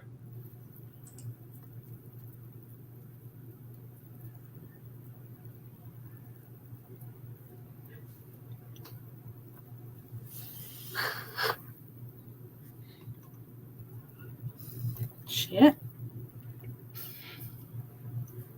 I don't know if I think that one's right. I don't even know what we're looking at. It's a megalithic site in Louisiana. And that's what it currently looks like now. It's another one. I hope it's not the same one. Yeah, it's a little harder to believe anything that's been on land where people can get to it. Just for me personally. Yeah, but wait, have you seen the stuff in South America? Because that's what it looks like. It's like mounds. It's fucking weird. Mexico.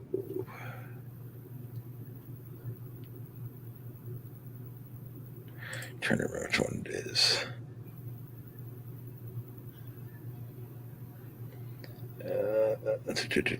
When they found it, it was one that they just unearthed.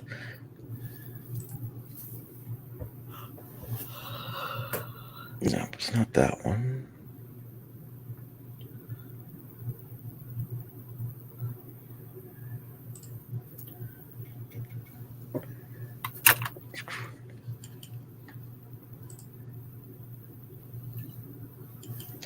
Oh, it sucks. A lot of these don't work. Okay, so basically, like down there, Mexico, South America area, I think it was, they basically found a bunch of Smaller structures. Yeah, but they look like dirt mounds, basically. And then they found out that over time, what they were doing was they were actually burying the structures before they left. Like they showed, you can see like actual engineered fill. It's like a lot of these things that we see, we don't even find them like that.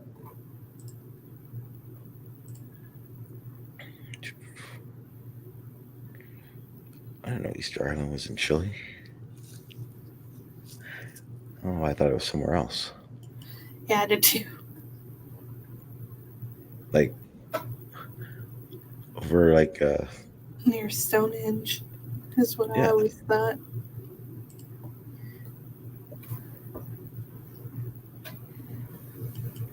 I think those ones are all pretty obviously man-made. I don't think there's even any question of those ones. I'm trying to find the ones where that were buried.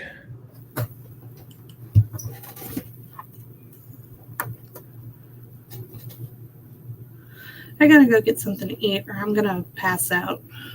Yep, no worries. I'll be right back. Let's see if I can find one of these.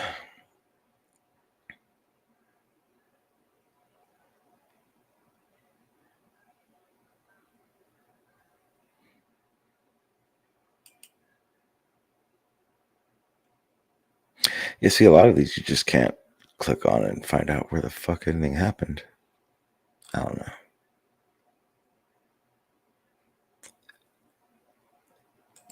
I think that's possible, though. It would make more sense to why there are all these cities that are underground.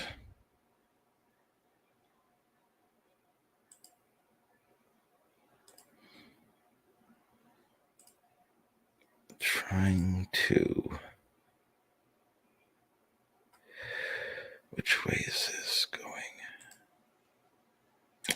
My apologies. I'm trying to figure out why my screen is freaking out. Okay. Don't really remember where I went with this one.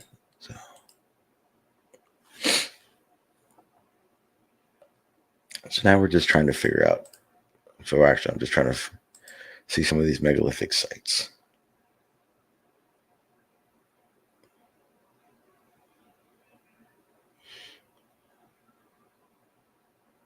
Yeah, that's pretty much exactly what we see for now. Or, when we find these places, we find artifacts around it.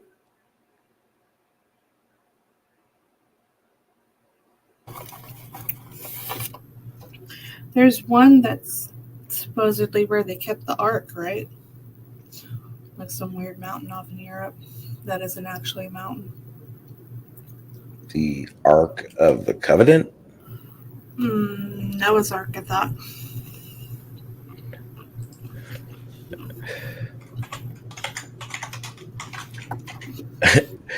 Noah's Ark, Kentucky. No. Let me see. I don't even know where to look for that.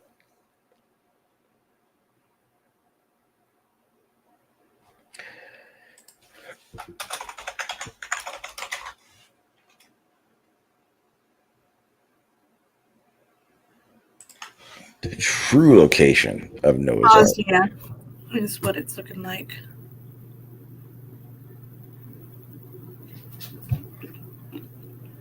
Or I might be wrong. That's what they think that is the Ark. Yes.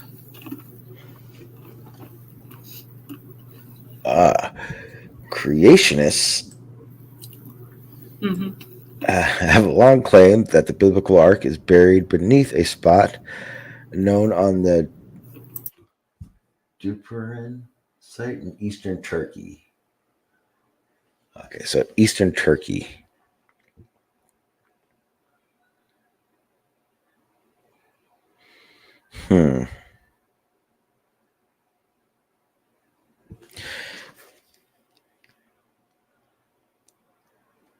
I don't see how that could be an Ark.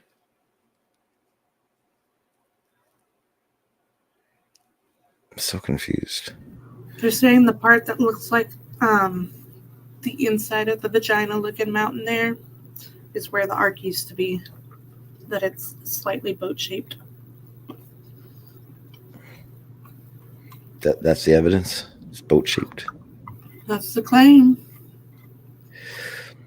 His true location Noah's Ark finally has assertion. Archaeologists claim to have found a giant ship in the Turkish mountains that matches the shape and dimensions of the iconic biblical craft, even though I have never seen the dimensions of it. But geologists insist that this mountain formation is simply a rock.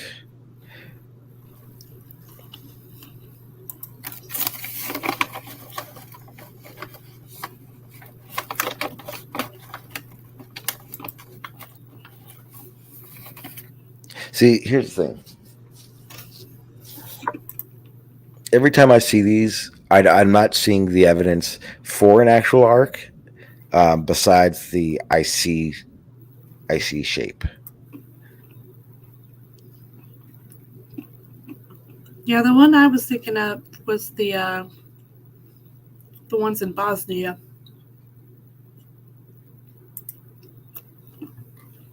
Hold on. I'll post it in private.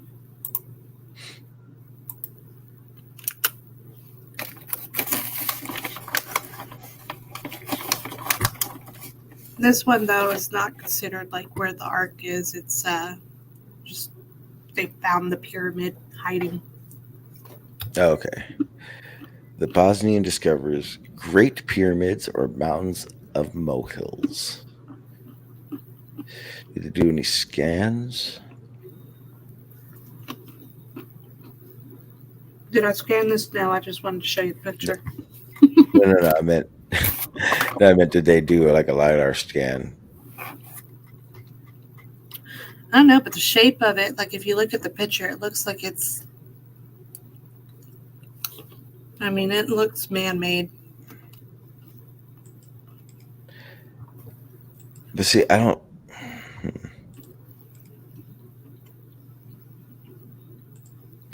See, I don't see a man-made structure. I see erosion. You don't think that corner is too sharp? No. And I can show you the erosion. So the face that's facing us, the dark patch in the middle of it, that's a valley. And I can see the erosion run all the way down to the bottom right corner. I don't see that. I mean, I see the erosion that you're talking about, but to me, it looks a lot like that there's a slight. The faces are not flat, if you get my drift. Like if you look on the right-hand side, you can see where it almost mimics the way that the pyramids are made in Egypt, where it looks like there's a full flat side, but it's actually slightly angled. Yeah, but I can promise you that I can see it. The topography isn't flat either. Well, yeah, it wouldn't be. But if it was man-made, it would be. Not necessarily. I mean, the topography for the pyramids in Egypt are not flat either. Because, like you said, there's runoff. There's erosion. Yeah, but erosion on these are going to be different from on the pyramid. The erosion from this, what we're looking at, and the erosion from a pyramid are going to be different. How so? Because one is rock and the other is sediment. You're making the assumption that this is sediment. I can see the dirt. I can see the erosion line. Like I know it is. Okay, I don't see that, but I'll take your word for it. There's bushes and trees on it. Yeah. Like how they bury pyramids in China with bushes and trees. Yeah, but so when the difference between burying and eroding would be different. So if it's a natural erosion, it's going to be uneven. That's what I'm seeing here. If it's a man-made structure that is going to obviously erode differently than nature, but because it's a rock structure, I don't see how it could do any of these erosion markings. Hold on, I'm reading, seeing what he says about it.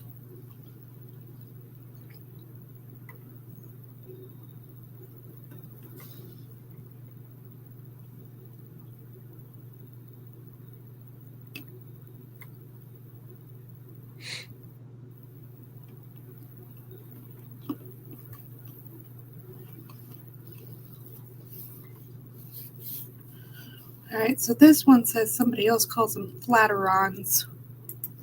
Is the name of the formation that makes it look pyramid-like. A flatteron? Mm-hmm.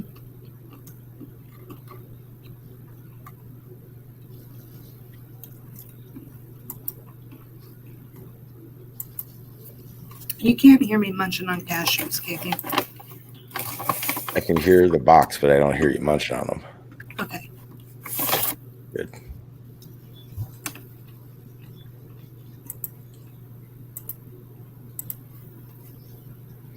Not a whole lot, Lauren. We're just kind of going through, looking at possible man-made structures or not. Kind of just BSing looking through them.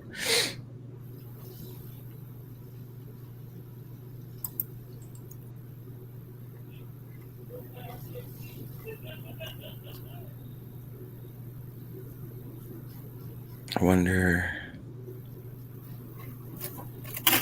Why don't they just do like LiDAR scans or something? That's the weird part. Well, if you read further, it says the gentleman that's making the claim actually does not have a PhD in archaeology, so he's just a hobbyist. Makes more sense.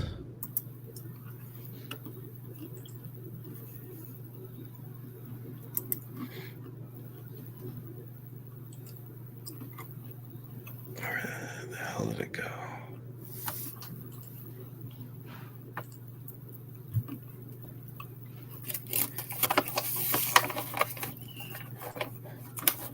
Oh man, I lost the page I was on. Was this the one you were talking about? The Pyramid in Mexico?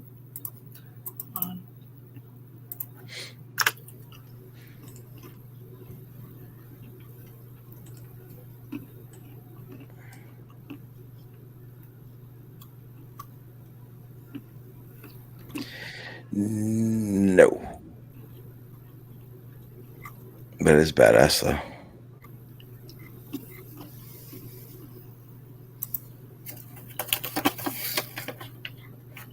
That's, oh damn. That is badass. That No, one that's definitely not it. bigger than Giza?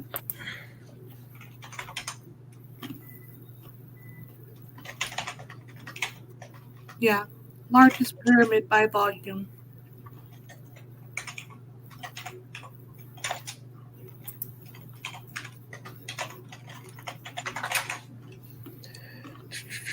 Where is it? I know there's gonna be one. Let me see if I find it real quick.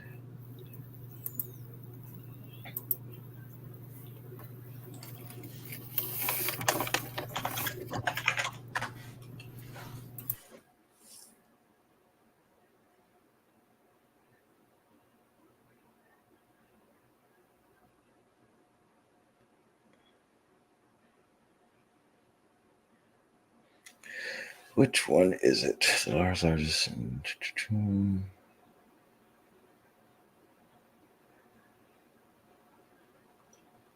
think this is it.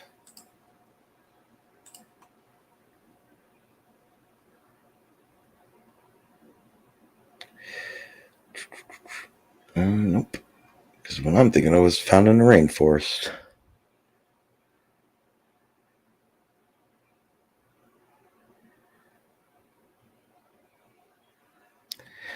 Absolutely, Lauren. Did you see the ones we were looking at with Graham Hancock, the underwater structures? Do you think those are man-made? I'm not sure if you had saw them or not. Let me try to go back up to it.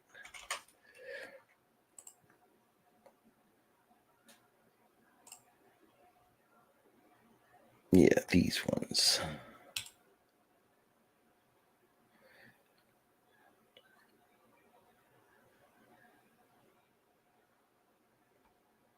I'll put the link in the chat. It's just to me, these things look man-made to me, but like I said, they think they're not.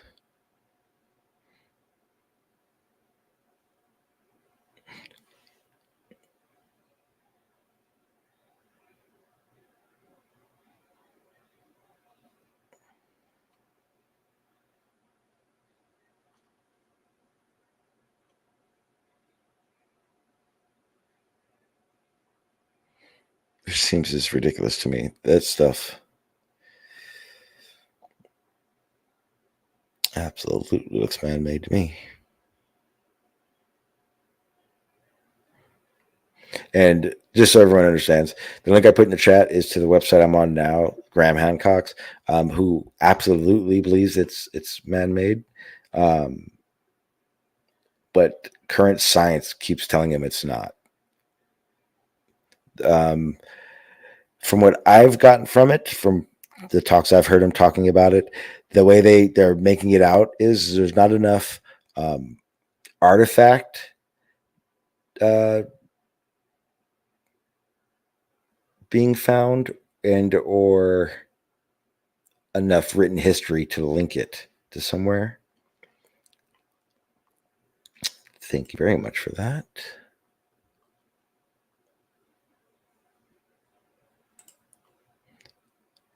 That's crazy. I want to watch that. So, yeah. So basically, everything that on this website, in the website, he's going to classify it as something that is man-made. The problem is, and this is the reason why he's come out with so many books and talked about it so much, is that he's trying to express that these are man-made. And the way science looks at it is basically there's not enough artifacts, there's not enough recorded data or history, so to speak, to link it with any civilizations that it could be considered man-made is the problem. And the problem of, in their eyes at least.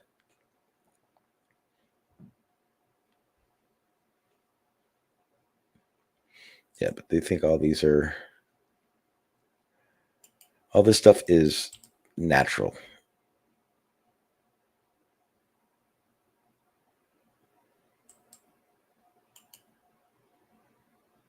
Which seems completely just BS to Yeah, me. there's no way, because if you scroll up, you can see there's like outlines for rooms. There's alleyways. There's brick that has been laid. Mm-hmm. I don't think this one. I don't know if this is it.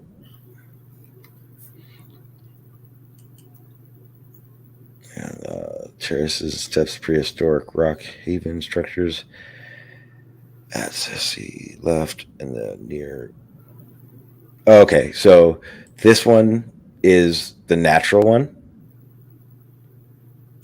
and this is in comparison to another site. This isn't the same site. So wait, this one is saying this is a natural occurrence right here? The one on the left. So the one on the left is what's said to be a natural occurrence.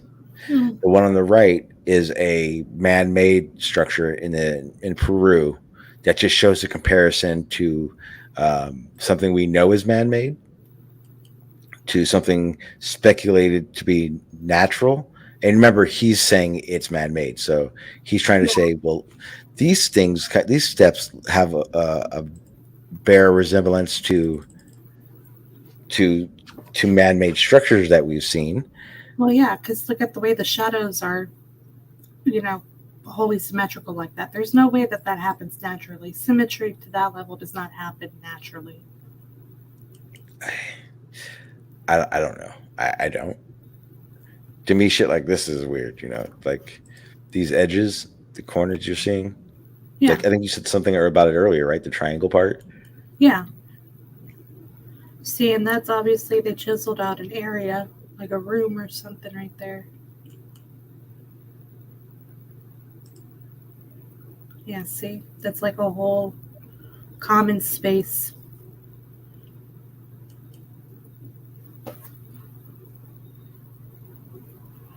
Or it could even be where they were planting crop, or something. Because this is the same area as this. Now the walls look natural. The walls look natural, but that could be, naturally made, and then the floor or the chiseling that you see in that area is done by man. We see that with making limestone quarries and stuff all the time, right? Mm-hmm.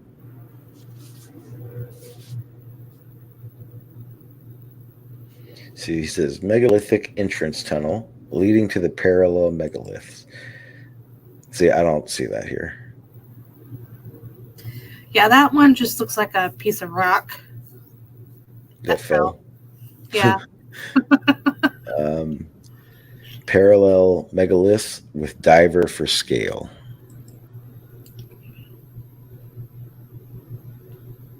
That's a split rock to me. Yeah.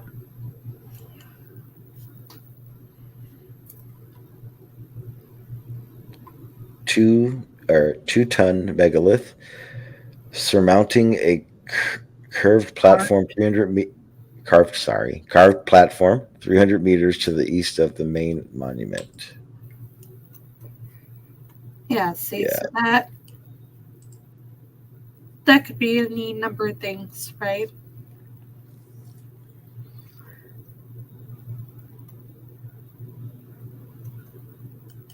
Yeah, there's too many. See, if there were no boulders anywhere to be seen, this way I may go, why would that be put there? But that's a big field of boulders. I do think maybe the natural material is natural. I think the material is natural, but there is evidence like that there has been men carving into it or shaping it.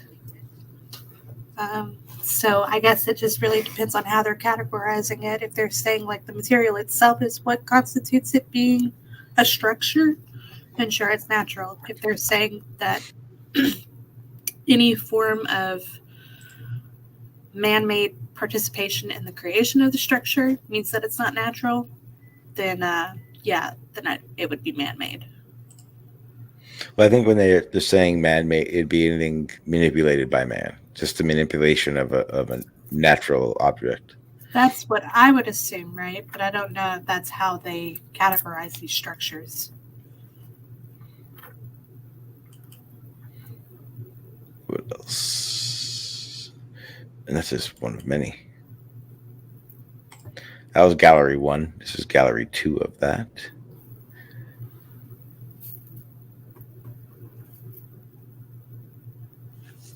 The face and stone stage and their surroundings.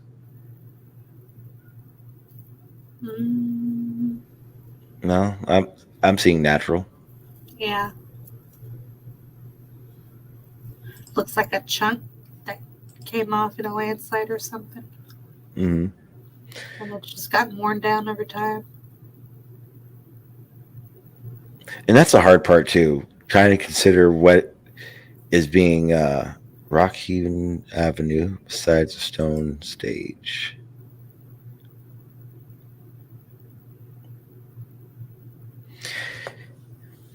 See, that's also the hard part about it, because the pictures don't do justice. And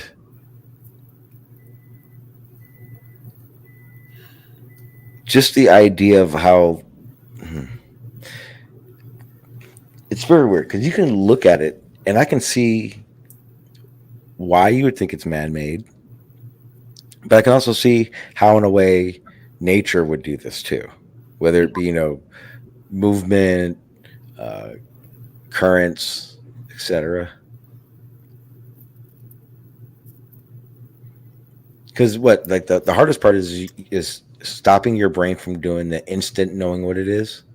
Mm-hmm. Hallway, like you saw that, right? The first thing I thought was hallway, sidewalk, but and when you do that, it instantly becomes a hallway, sidewalk. I can even see the lines that go across as if they poured it.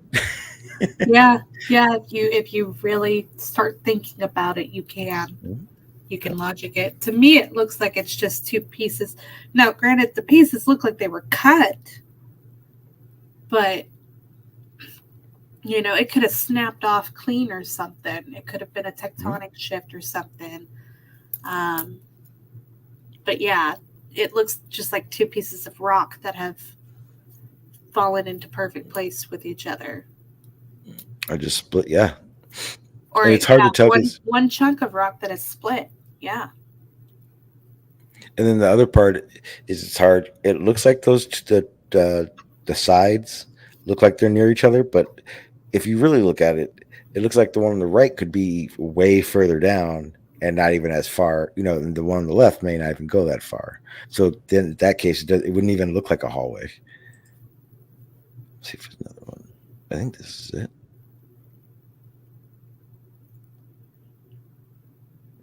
And then again, the other problem is it's underwater, so we're not getting the best of the best.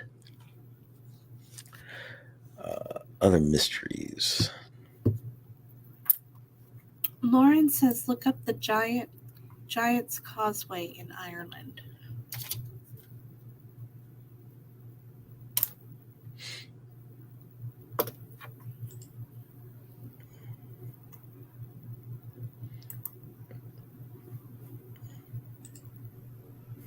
Are you looking it up or am I?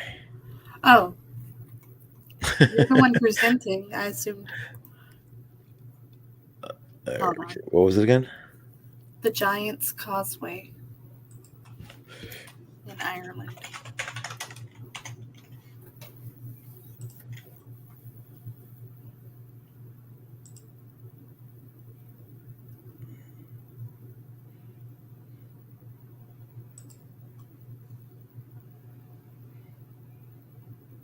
Oh, okay, I think I know this place is.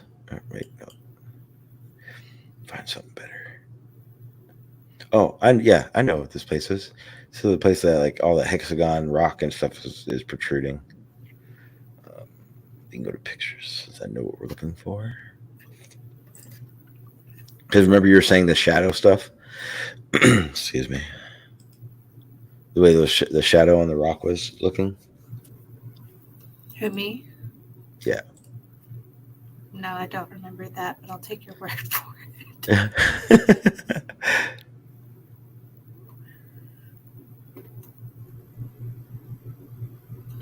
Because all these are naturally made. Yeah, see, and they look like steps, or they look like. But these are much more cracked, although I guess that's because they're exposed to air.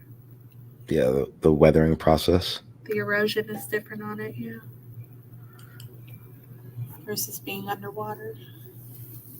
Let's see if I can find a really good one. Because there are some really good pictures of this place.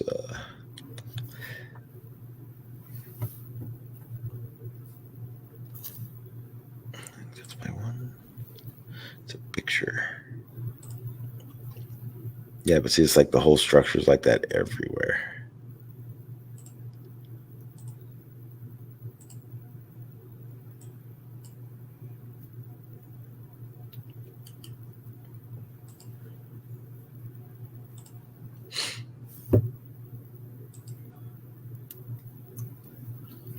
Wow.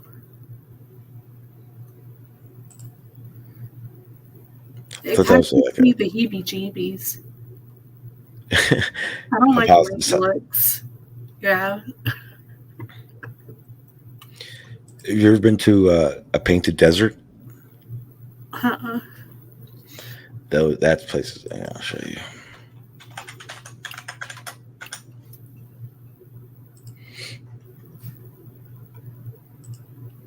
So this looks like. Oh, that's not a good example at all.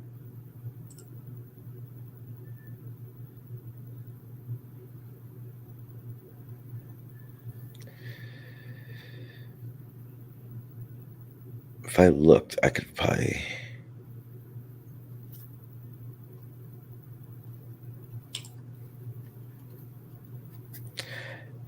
Trying because like some of these are good, but they're not really good because the color's not right. Like, believe it or not, there's not enough color in the photos that I'm looking at of what the painted desert looks like.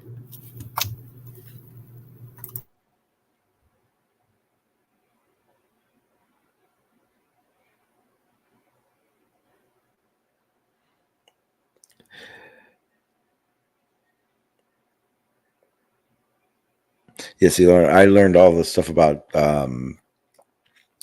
soils and all that kind of stuff and sediment because of construction, doing like R&Rs where you have to dig down to bedrock and everything. But this painted desert is a very, very colorful place, and I wish I could find a good representation of what you see while you're actually there.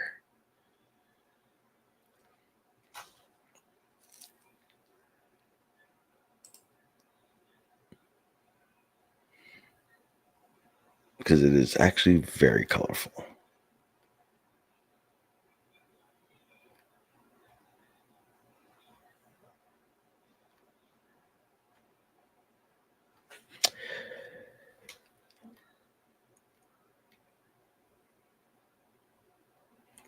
You guys are just have to take my word for it until I can find a good picture.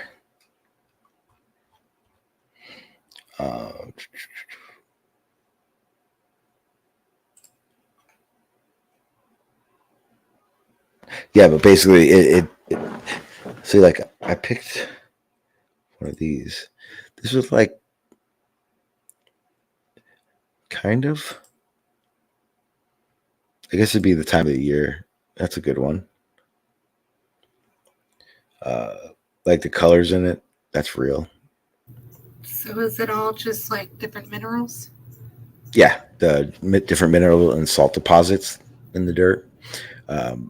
Like so during the day, it's that's the thing. So during the day, you could see the different mineral deposits and the coloration of everything, but it's towards dusk that it really pops. Where is it? So I was just looking at one a minute ago. Like this isn't real. Like I know this one isn't real, but the way it tries to contrast colors with each other is real. Like that's why I'm trying to find one that's really good. That'd be a good representation without the sky, obviously.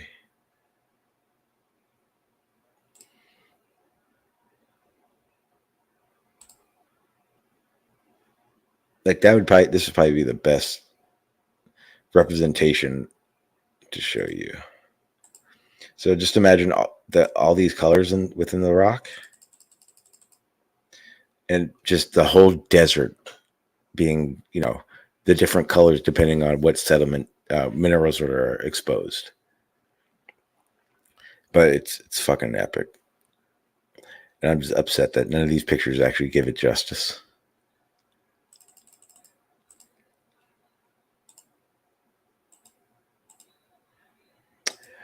All right. Well, you know what just happened? My stomach grumbled. You know what that means? Yeah, I'm ready when you are. Yeah.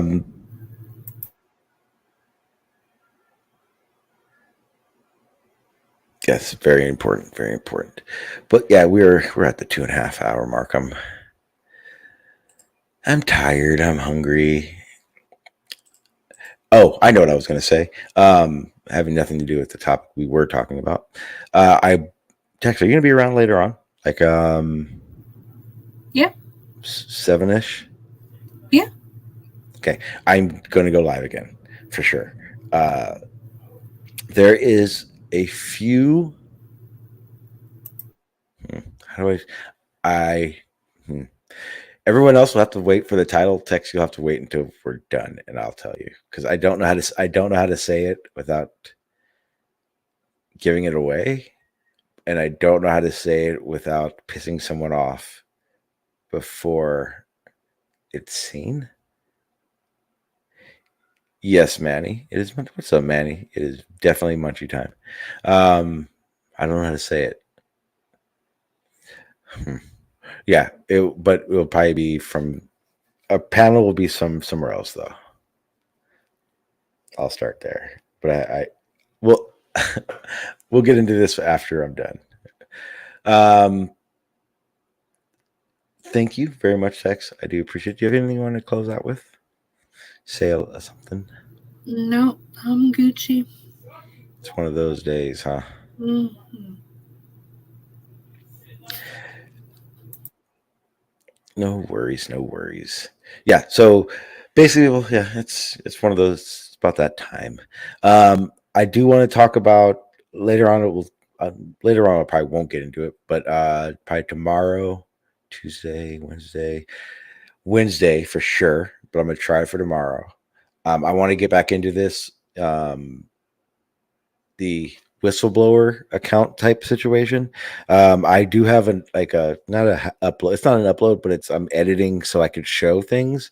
But it's like a whole laundry list of whistleblower things that I wanted to talk about that we just didn't get a chance to talk about today. I do want to thank you, Tex. I even want to thank Branch for showing up, even though he said he was sober when he came in. But I'm happy you guys got to talk. I didn't realize you guys hadn't talked in years. Like it was weird. I was like, I know Tex, and he was like, I've known Tex forever. I'm like, oh. Yeah, he's known me since like 2018, like literally forever. All right, let me see. Okay, that is over. Okay. Yeah, stick around and then so I can talk to you about that. With that being said, people, I don't even have a rant to even say, so I'm just gonna close it out. If it disagrees with experiment, it's wrong. And that simple statement is the key to science. It doesn't make a difference how beautiful your guess is. It doesn't make a difference how smart you are who made the guess or what his name is. If it disagrees with experiment, it's wrong.